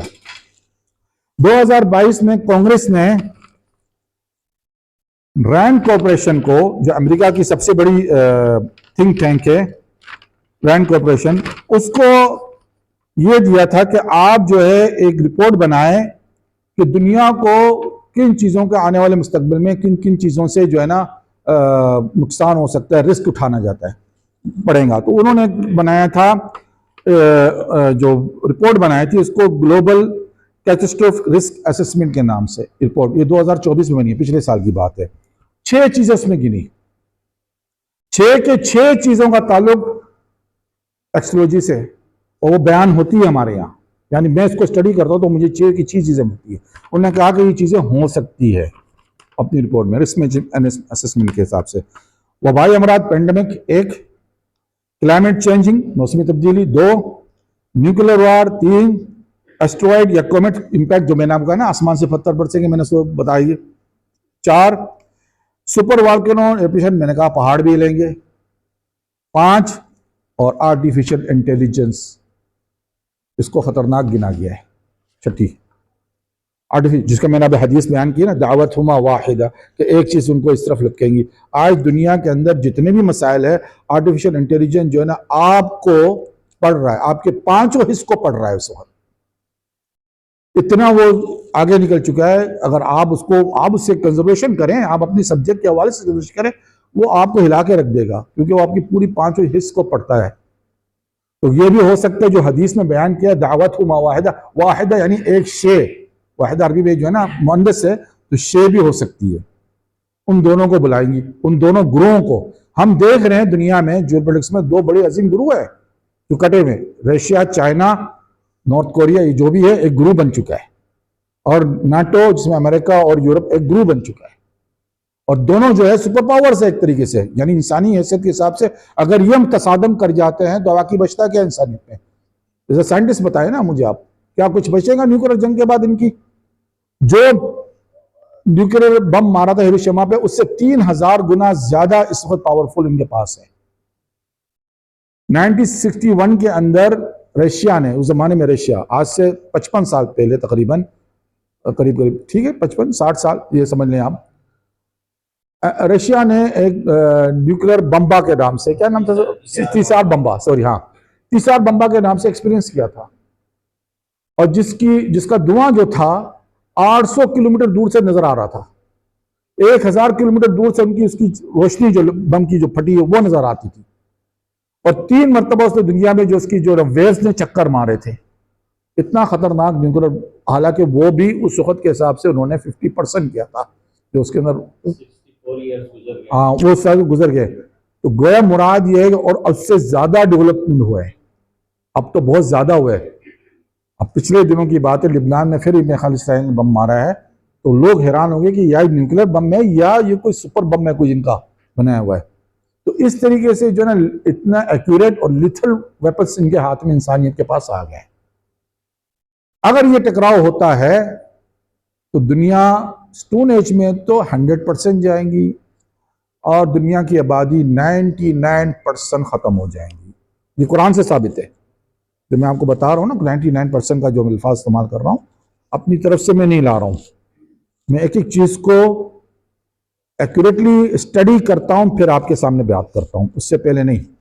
99% कुरान में ही इसका जिक्र है, आपकी आबादी खत्म हो जाएंगी। इसको अगले सेशन में रहने दें। मैं आज ही सारी चीज बयान कर दूंगा तो फिर मैडम कहेंगे फारूक साहब बहुत हो गया, आपने तो बयान कर दिया, कोर्स पूरा हो गया आपका। हाँ हाँ जी, बिल्कुल सीधी सी बात है। नहीं आप शायद जी बिल्कुल, देखें बिल्कुल सही बात, आपने बात सही की है। मैंने अपने स्पीच की स्टार्टिंग में कह दिया था कि स्टोडियोलॉजी के लिए ज़रूरी है, मैं चूँकि कुरान हदीस को फॉलो करने वाला बंदा हूँ, एक्सोलॉजी के लिए ज़रूरी है कि आप अरबी ज़बान पे अबूर हासिल करें। अगर आप कुरान हदीस से लेंगे और अगर आप उनकी ज़बानों से लेंगे तो फिर उनकी ज़बानों पे अबूर हासिल करें। अब मैं उनकी ज़बानों पे अबूर नहीं रखता हूँ, जैसा कि मैंने माया कैलेंडर की बात की, एग्जाम्पल दी कि माया कैलेंडर वालों ने उसको गलत ट्रांसलेट किया और फिर वो गलत साबित हुआ। लेकिन हम कुरान हदीस की बात करते हैं क्योंकि हमें एक तो हमारा ईमान अकीदा है कुरान हदीस से, दूसरा ये कुरान हदीस अपनी उस ज़बान में है जो ज़बान को हम आराम से आसानी से समझ सकते हैं। तो एक्सोलॉजी के लिए ज़रूरी है कि आप अरबी सीखें, अरबी में आपको तमक्कन हासिल हो, अबूर हासिल हो, फिर आप जो है ना उसको सही स्टडी करके आप बयान कर सकते हैं। लेकिन अगर साइंस को आप लेंगे तब आप बयान कर सकेंगे, लेकिन 1000 साल पुराने तशरीहात को आप उठाएंगे तो आप नहीं बयान कर सकेंगे। پھر آپ پھنس جائیں گے. کیونکہ مجھے 22 سال لگے, 22 ایئرس لگے مجھے اس چیزوں کو سمجھنے میں. آخر کار مجھے بعد میں سمجھ میں آئی بات کہ یہ چیزیں سائنس ہی مجھے سمجھا سکتی ہے کہ نبی صلی اللہ علیہ وسلم نے کیا فرمایا تھا. حدیث اور قرآن جو علامات ہے, میں ایمانیات کی بات نہیں کر رہا ہوں. ایمانیات پہ مجھے سر تسلیم ہے, مجھے کوئی سوال نہیں ہے. نہ مجھے شرعی احکام کی بات کرنا ہے. شرعی احکام جو بیان کر دیا گیا, جو علماء نے فقہ نے بیان کر دی, میں خود فقہی مسلک امام حنیفہ کا مسلک سے پیروکار ہوں, اس لیے میں کوئی پانچواں فقہ نہیں استعمال کرتا ہوں. میں کہتا ہوں بھائی وہ ٹھیک ہے جو ہو گیا. یہ علامات ہے, اس کو اللہ تعالیٰ نے جب کہیں بیان کیا تو قرآن میں ذکر کر دیا کہ تدبر کرو, فہم کرو کہ یہ کیا چیز ہے. جیسا کہ میں معذرت کے ساتھ یہ ہم لوگ جب وہاں گئے تھے دخان, تو دخان آپ کسی بھی جامعات میں جا کے کسی بڑے سے بڑا مفتی ہو کے دخان کیا ہے. اچھا اب چیلنج اچھا میں یہاں بیان کر رہا ہوں معذرت کے ساتھ, تھوڑا میں نام نہیں لوں گا, ان کے ساتھ میں نے بیان کر لیا, لیکن آپ لوگوں کو سمجھانے کے لیے کہ کچھ ایسے ریجڈ مائنڈ ہوتے ہیں جو بات کو قبول نہیں کر رہے ہیں. یہیں پہ ایک پروفیسر صاحب ہیں, ان کے پاس بھی میں گیا, ان کے سامنے اپنا یہ ایجنڈا رکھا کہ میں اس طریقے سے کام کر رہا ہوں. فون کہہ دیا, اب میں بات ہی نہیں کر پا رہا تھا. اسلام کا, دین کا, سائنس سے کوئی تعلق نہیں ہے. میں نے کہا حضرت تھوڑا آپ مجھے موقع تو دیجیے. نہیں نہیں نہیں نہیں نہیں نہیں. اب میں بڑی کوشش میں لگا ہوں, میرا منہ کھلتے ہی وہ ڈانا کرنا شروع کر دیتے ہیں. اب میں بڑا حیران ہوں, پروفیسر ہیں, پتہ نہیں وہ میتھمیٹک کے کہ فزکس کے, یہ تو مجھے نہیں پتا, ہیں پروفیسر. میں بڑی کوشش میں ہوں کہ ان کو بیان سمجھا سکوں. میرے ساتھ اور ایک پروفیسر صاحب ہیں, ہم ناکام ہو گئے. آخر کار میں نے کہا اچھا سر آپ قرآن پڑھ رہے تھے میرے آنے سے پہلے؟ کہ ہاں. میں نے کہا آپ حافظ قرآن ہے؟ کہ لیں گے نہیں لیکن میرے بیٹے ہیں. میں نے کہا ماشاء اللہ. میں نے کہا سورۃ یونس نکالیں. سورۃ یونس کی آیت نمبر 5 اللہ تعالیٰ فرماتے ہیں کہ ہم نے سورج اور چاند کو اس لیے پیدا کیا کہ آپ اپنے دنوں کو اور برسوں کو اور ان کی منزلوں کو, ان کے دنوں برسوں گن لیں اور ان کی منزلوں کو جمع کر لیں. میں نے کہا اب آپ مجھے قرآن حدیث سے یہ بتائیے کہ میں دن کیسے گنوں اور منزلیں کیسے جمع کروں. یا مجھے, کیونکہ آپ تو قرآن سائنس کو نہیں مانتے ہیں نا, اب مجھے بتائیے. اب وہ خاموش ہو گئے. پھر ان کو سمجھ میں آیا کہ میں نے کہا اس لیے اللہ تعالیٰ نے کہا کہ جو چیز مسخر کر لی ہے آپ کے لیے آپ کے علم کے حساب سے, تو آپ اس کو لیں گے نا. فَاسْأَلُوا أَهْلَ الذِّكْرِ إِن كُنتُمْ لَا تَعْلَمُونَ.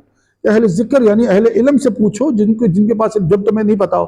تو اب مجھے اگر پبلک ایڈمنسٹریشن کے متعلق کوئی سوال پوچھنا ہے تو میں بے شک ڈاکٹر صاحبہ سے ہی پوچھوں گا کہ بھائی ڈاکٹر صاحبہ ذرا تشریح کریے ان سے کیا ہے چیز, تاکہ میں اس کو سمجھ سکوں. لیکن فقہی مسئلہ تو ان سے نہیں پوچھوں گا نا. یہی ساری بات ہے.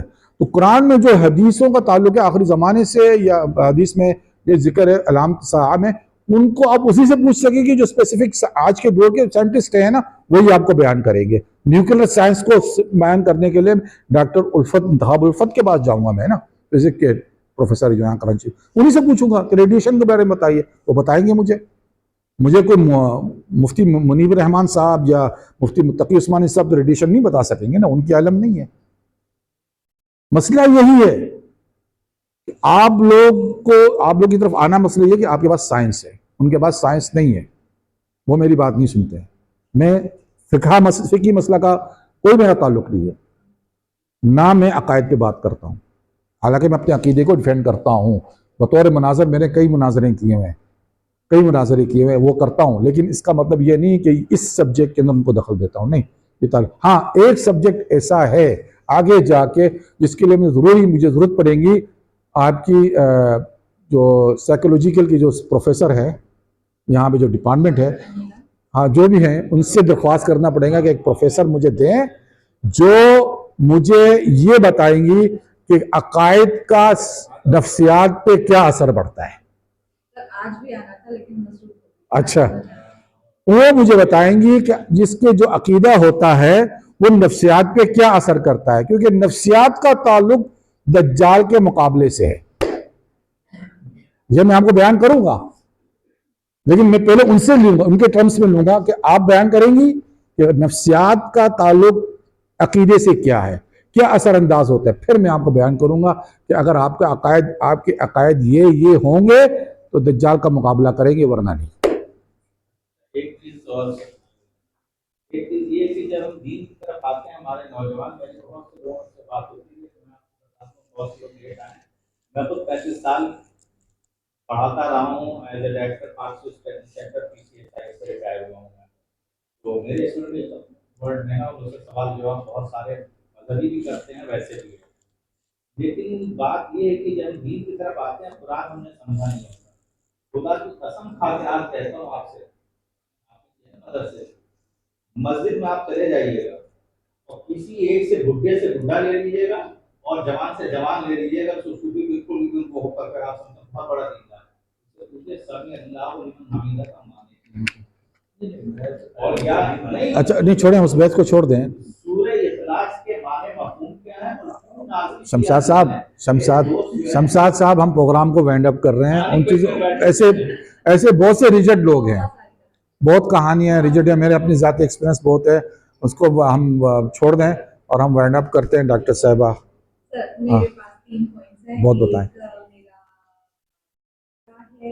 एक मेरा अंडरस्टैंडिंग है और एक मेरा सवाल। जी सर पहला जो पहली जो चीज़ इसी बात से जो आपसे बात कर रही थी कि जब दीन की बात आती है तो मुसलमान मुसलमान हम लोग बहुत रिजिड हो जाते हैं और कुरान पाक में ही अल्लाह मियां कहता है कि अपने आप को फ्लेक्सिबल रखो, इतना रखो कि चीज़ों को असिमुलेट करके एब्जॉर्ब करके उसको अंडरस्टैंड करो और फिर अपना एक फैसला। तो सुमन बुकमन उम्मीद नहीं होना है, आपने इतना फ्लेक्सिबल और ओपन होना है कि आप दूसरे को सुन सके, समझ सके और उसमें आपका ही भला है क्योंकि अकल वालों के लिए इशारे हैं।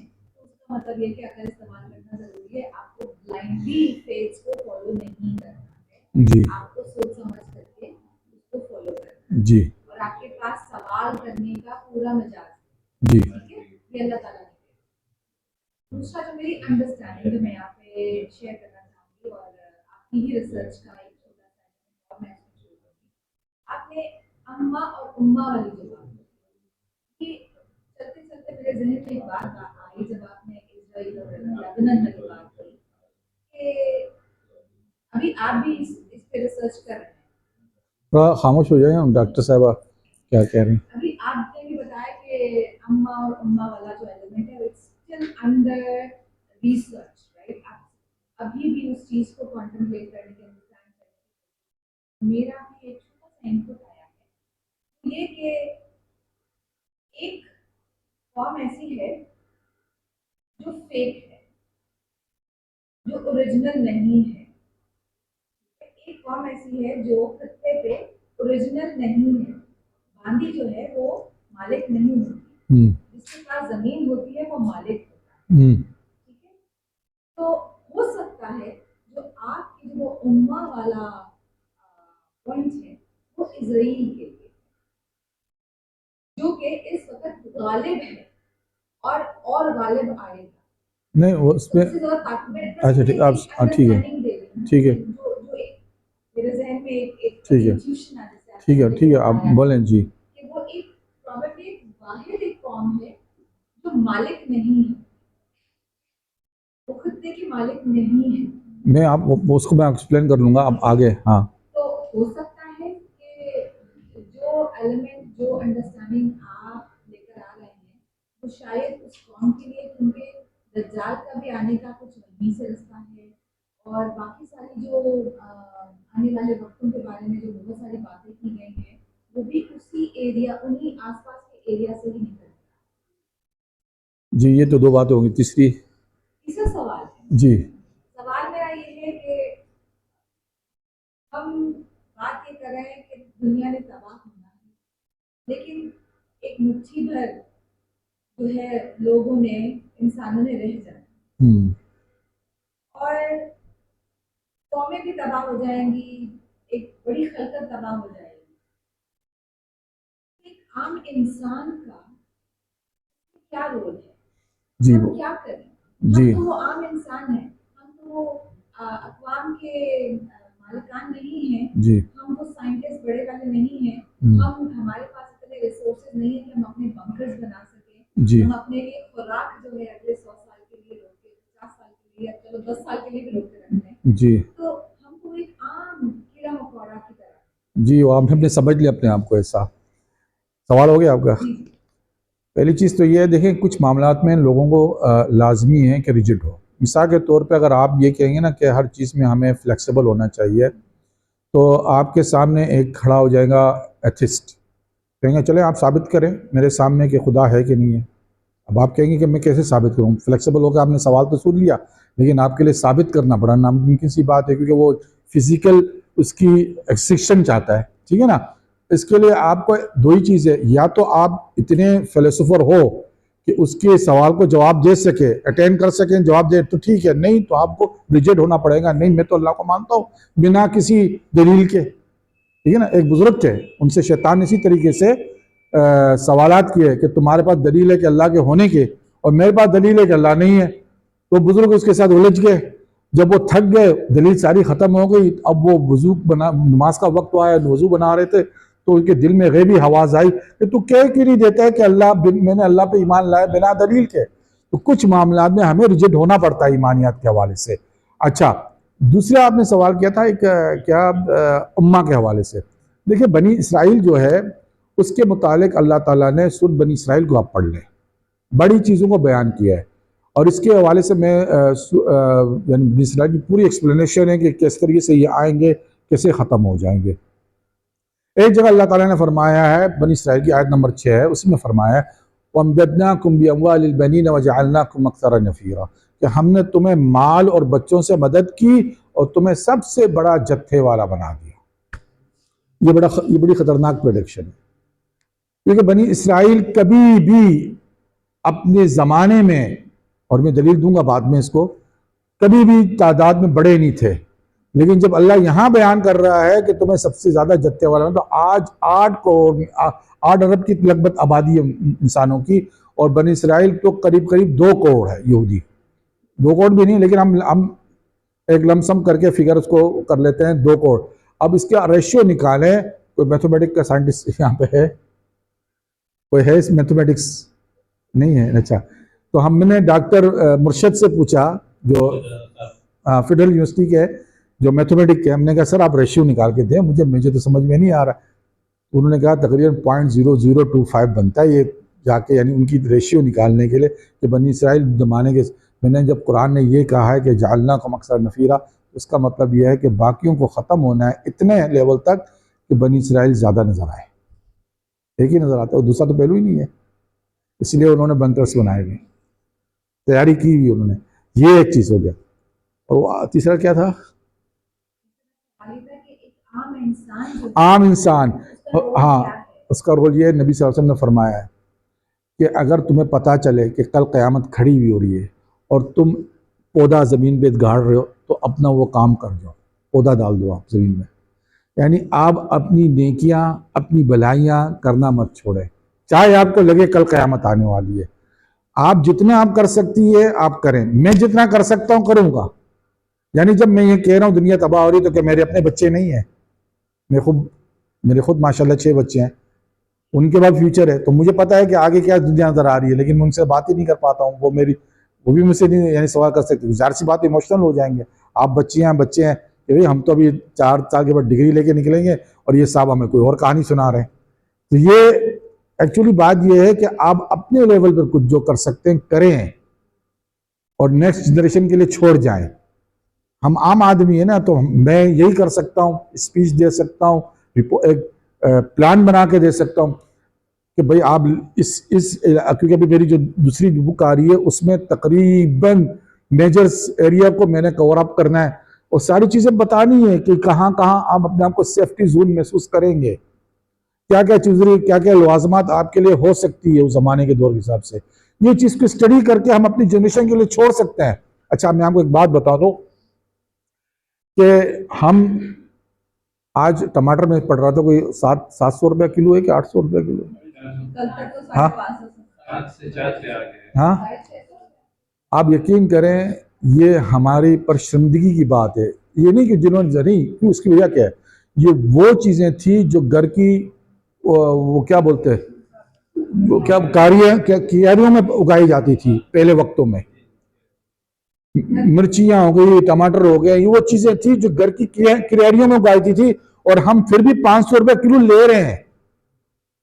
ہم نے اپنا مزاج خراب کر دیا ہے اور ہم کو پھر اللہ ہی سیدھا کرے گا. فوڈ پانڈا ہو گئے نا، پانڈا اچھا ہاں، جوہر چلے جائیں، میں تو جوہر گلستان جوہر میں رہتا ہوں، اور تقریباً یہ اچھی یہ بزنس نہیں ہے، یہ آپ کا زوال ہے کہ آپ یہاں سے چلے جائیں، کامران چورنگی سے چلے جائیں، جوہر تک چلے جائیں، لیفٹ ہو گیا، رائٹ ہو گیا، ساری آپ کو ریسٹورینٹس کارڈس جو اس پہ بولے سارے وہی لگے ہوئے ہیں. کیا بھائی گھر میں کھانا نہیں بنایا جا رہا ہے کیا ہے؟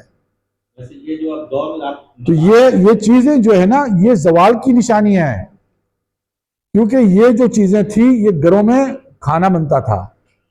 ہماری والدہ تھی جب کھانا کھلاتی تھی ہمیں کہتی تھی لگا کے کھاؤ، ٹھیک ہے نا، ہمیں سکھاتی تھی. آج تو بچے کو میں دیکھتا ہوں کہ وہ نوالا برتا تو ایک بوٹی ساتھ لے لیتا ہے. ہمیں سکھاتی تھی، جو جوتے ہم پہنتے تھے اسکول کے لیے وہی جوتے عید پہ ہی جاتے تھے. تو یہ ہمارا زوال ہے. اگر ہم 500 روپے ٹماٹر لے رہے ہیں، یہ ہماری اس پہ ہمیں کوئی سازش کی ضرورت نہیں ہے، کوئی یہودی سازش نہیں ہوئی ہے، یہ ہمارا اپنا زوال ہے. جو چیزیں آپ گھر میں اگا سکتے تھے اب اتنے نااہل ہو چکے ہیں کہ آپ بازار سے اس کو 500-600 روپے میں خرید رہے ہیں. تو یہ ساری بات ہے، اور پھر ہم کو نیچر سیدھا کریں گی. ویسے اس میں ایک چیز یہ بھی آتی ہے کہ یہ جو ہماری زمین پہ ٹکڑے جن کے پاس نہیں ہے، جو کاشت نہیں کر سکتے، سروائیو اس دور میں وہی کرے گا جس کے پاس کچھ زمین ہوگی اور زمین کے اندر پانی ہوگا، وہ سروائیو کرے گا. وہ دور آنے والا ہے. بھائی بات وہی ہے، ریچسٹ آدمی کرنسی ختم ہو رہی ہے. ابھی آپ دیکھ رہے ہیں امریکہ کے حالات اور چائنا رشیا کیا کر رہے ہیں ڈالر کو ختم کرنے کا. ایک بہت بڑا کرائسس جس پہ یہ فاروق صاحب اب آگے بتاؤں گا میں، لیکن آپ نے اگر یہ چیزیں دیکھیں، نیچر آپ کو سدھار دیں گی، فطرت آپ کو سدھاریں گی. آپ نے اپنے آپ کو ہر چیز جو ہے نا ماڈرنزم میں بنا دیا ہے، ہر چیز آپ نے جو ہے نا سمجھ لیا کہ بس یوں، وہ نیچر برداشت نہیں کری، کیونکہ نیچر کا ہو گیا بیڑا غرق. میں بچپن میں آتا تھا کلفٹن، میری پیدائش شارجہ کی، میں وہاں پلا پوسا، کبھی کبھی والد صاحب کے ساتھ یہاں ہم کراچی آتے تھے. تو کلفٹن جب میں جاتا تھا تو میں دیکھتا تھا زمین جو مٹی تھی وہ سونے کی طرح ہوتی تھی، یعنی چمکتی تھی. آج آپ جا گئے دیکھیں تو وہ ایک گٹر بنا ہوا ہے، کالی مٹی آپ کو ملتی ہے، کیونکہ آپ نے نیچر سے لڑائی لڑی ہے. نیچر آپ کو جیتنے نہیں دیں گی، یہ چیز آپ کو یاد رکھنا ہے. یہی فشری تھا، کبھی کبھی ہم چلے جاتے تھے کہ ہم وہاں رہتے تھے قریب، تو وہاں جا کے مچھلیاں لے جاتے تھے. اب میں جب نے ایک مرتبہ دیکھا تو بھائی وہ تو گٹر لگ رہا ہے فشری، جہاں پہ لانچیں کھڑی ہوئی ہے. تو آپ جو مچھلیاں آپ جو کھا رہے ہیں نا اس میں وہ گن کھا رہی ہے. بہت سی چیزیں ہو چکی ہے جو ان نیچر ہے، اور یہ آپ کو زوال ہے آپ کا، اس کو سمجھے. پوائزن سے، ٹھیک ہے نا، کتنا سمندر آپ کا جو ہے نا گندا ہو چکا ہے انڈسٹریلسٹ کی وجہ سے، کہ بھئی آپ نے ہر چیزیں بس شاپر میں لینی ہے اور شاپر میں خریدنی ہے، اور جو ہے نا وہ ویسٹ چیزیں لینی ہے، بس وہ مرغیوں کے فارمز بن رہے ہیں اور بس یہ چیزیں. بھائی یہ غلط ہے. میرے والد صاحب بتاتے تھے کہ جب ہم بچپن میں مرغی کٹوانے جاتے تھے تو مرغی جس کے پاس ہوتی تھی وہ ہمیں ایک لوٹا دیتا تھا اور ایک چھری دے کے مولوی صاحب سے ذبح کرا کے لائے. اور اب جو مولوی صاحب بیٹھے ہوئے منہ میں اس نے پتہ نہیں کیا رکھا ہوا ہے، کیا وہ کاٹے جا رہا ہے، مجھے نہیں پتا، بسم اللہ پڑھ رہا ہے، اللہ کر رہا ہے، کیا کر رہا ہے اللہ عالم. تو ہم بالکل غلط ہوتے اور ہمیں سدھرنا پڑے گا. تو میرا خیال ہے انشاءاللہ اگلے سیشن میں کب کریں گے. چلیں ڈاکٹر صاحب لڑکوں کو ذرا سا آپ بیٹھیے، آپ بیٹھیے سب شاہ صاحب بیٹھیے. ڈاکٹر صاحب بیٹا وہ نہیں، وہ کیمران کی طرف. بہت شکریہ فاروق. میرے خیال میں جن لوگوں نے بڑے اہتمام کے ساتھ سنا ہے، بہت سارے سوال آ رہے ہوں گے آپ کے ذہنوں میں. شاید سوال کو پریزنٹ کرنا نہیں آ رہا ابھی، لیکن ایٹ لیسٹ اتنی آپ کے اندر جستجو پیدا ہو گئی ہوگی کہ اس ایریا کو ضرور دیکھنا چاہیے. مطلب ایٹ لیسٹ آپ کا جو سبجیکٹ ہے، آپ کی جو ڈگری ہے، آپ کی جو لائف اسٹائل ہے، اس میں کچھ نئے ایلیمنٹس جو کہ قرآن و حدیث ہم کو بتاتی ہے. میرے خیال میں اس کو اگر ہم انٹیگریٹ کر لیں، اس کو اگر ہم یوز کر لیں، تو ابھی جو میرا سوال تھا بزانی صاحب سے کہ ایک عام انسان ہوتے ہوئے ہم کیا رول پلے کر سکتے ہیں. میرے خیال میں اگر ہم پیسفل ہو کے اپنا کام کرتے چلے جائیں، اپنا رول پلے کریں. अपनी अच्छाइयाँ अगर हम स्प्रेड करते जाएं तो अपना रोल प्ले करें। मेरे ख्याल में at the end of the day जब हम पीसफुली सोते हैं तो उसका मतलब ये होता है कि हम अपना काम पूरा कर रहे हैं। तो डरने की ज़रूरत नहीं है, लेकिन तैयारी करने की ज़रूरत है। अगर हम उस न्यूक्लियर वॉर के लिए तैयारी नहीं कर सकते, लेकिन एटलीस्ट हम अगले जहान के लिए तैयारी कर सकते हैं। हम मरते वक्त कलमा पढ़ने की दुआ करके और उसके नसीब के लिए हम अपना काम कर सकते हैं। तो मेरे ख्याल में ये सारी चीज़ें जो कुरान और हदीस हमको बताता है, और जो हमारे समझदार लोग हैं जो हमको बताने की कोशिश कर रहे हैं, अगर हम उसको रद्द कर देंगे और सिर्फ दुनियावी रह जाएंगे, दुनियावी ही होकर रह जाएंगे, तो चलते चलते हमारे पैरों के नीचे जितने मसले जाते हैं, कीड़े मकोड़े, उनका कोई मकसद नहीं रहता। और अल्लाह ताला ने जिस मखलूक को पैदा किया है, जिस शक्ल में पैदा किया है, उसको किसी मकसद से पैदा किया है। चूंटी काट लेती है तो हमें बहुत तकलीफ होती है, लेकिन साइंस से पूछिए कि वो चूंटी का काटना जो है वो हमारी ही हेल्थ के लिए बहुत अच्छा है, बिकॉज वो हमारे बहुत सारे नेगेटिव एलिमेंट्स को, नेगेटिव चीज़ों को, हमारे अंदर के बहुत सारे जरासीम को मार देता है, वो हमारी जिस्म को रिजुविनेट कर देता है। चूंटी का काटना भी हमारे लिए बहुत हेल्दी होता है, तो समझना बहुत ज़रूरी है। तो कुरान पाक बार बार हमें ये कहता है, इशारे हैं अकलवान, इशारे हैं अकलवान। So it's never too late to wake up and start looking around to find the reasons and the signs through which we can live a better life. We can live a better life for ourselves, and we can make life easier for others. Thank you so very much. मेरा ख्याल है सवाल ये था कि preparation बस बंद कर दीजिए उसको। उसमें आप सूरह बुरूज को तफसीर जो है आप पढ़िएगा, मौका नहीं है मेरे ख्याल है कि बात तो सूरह बुरूज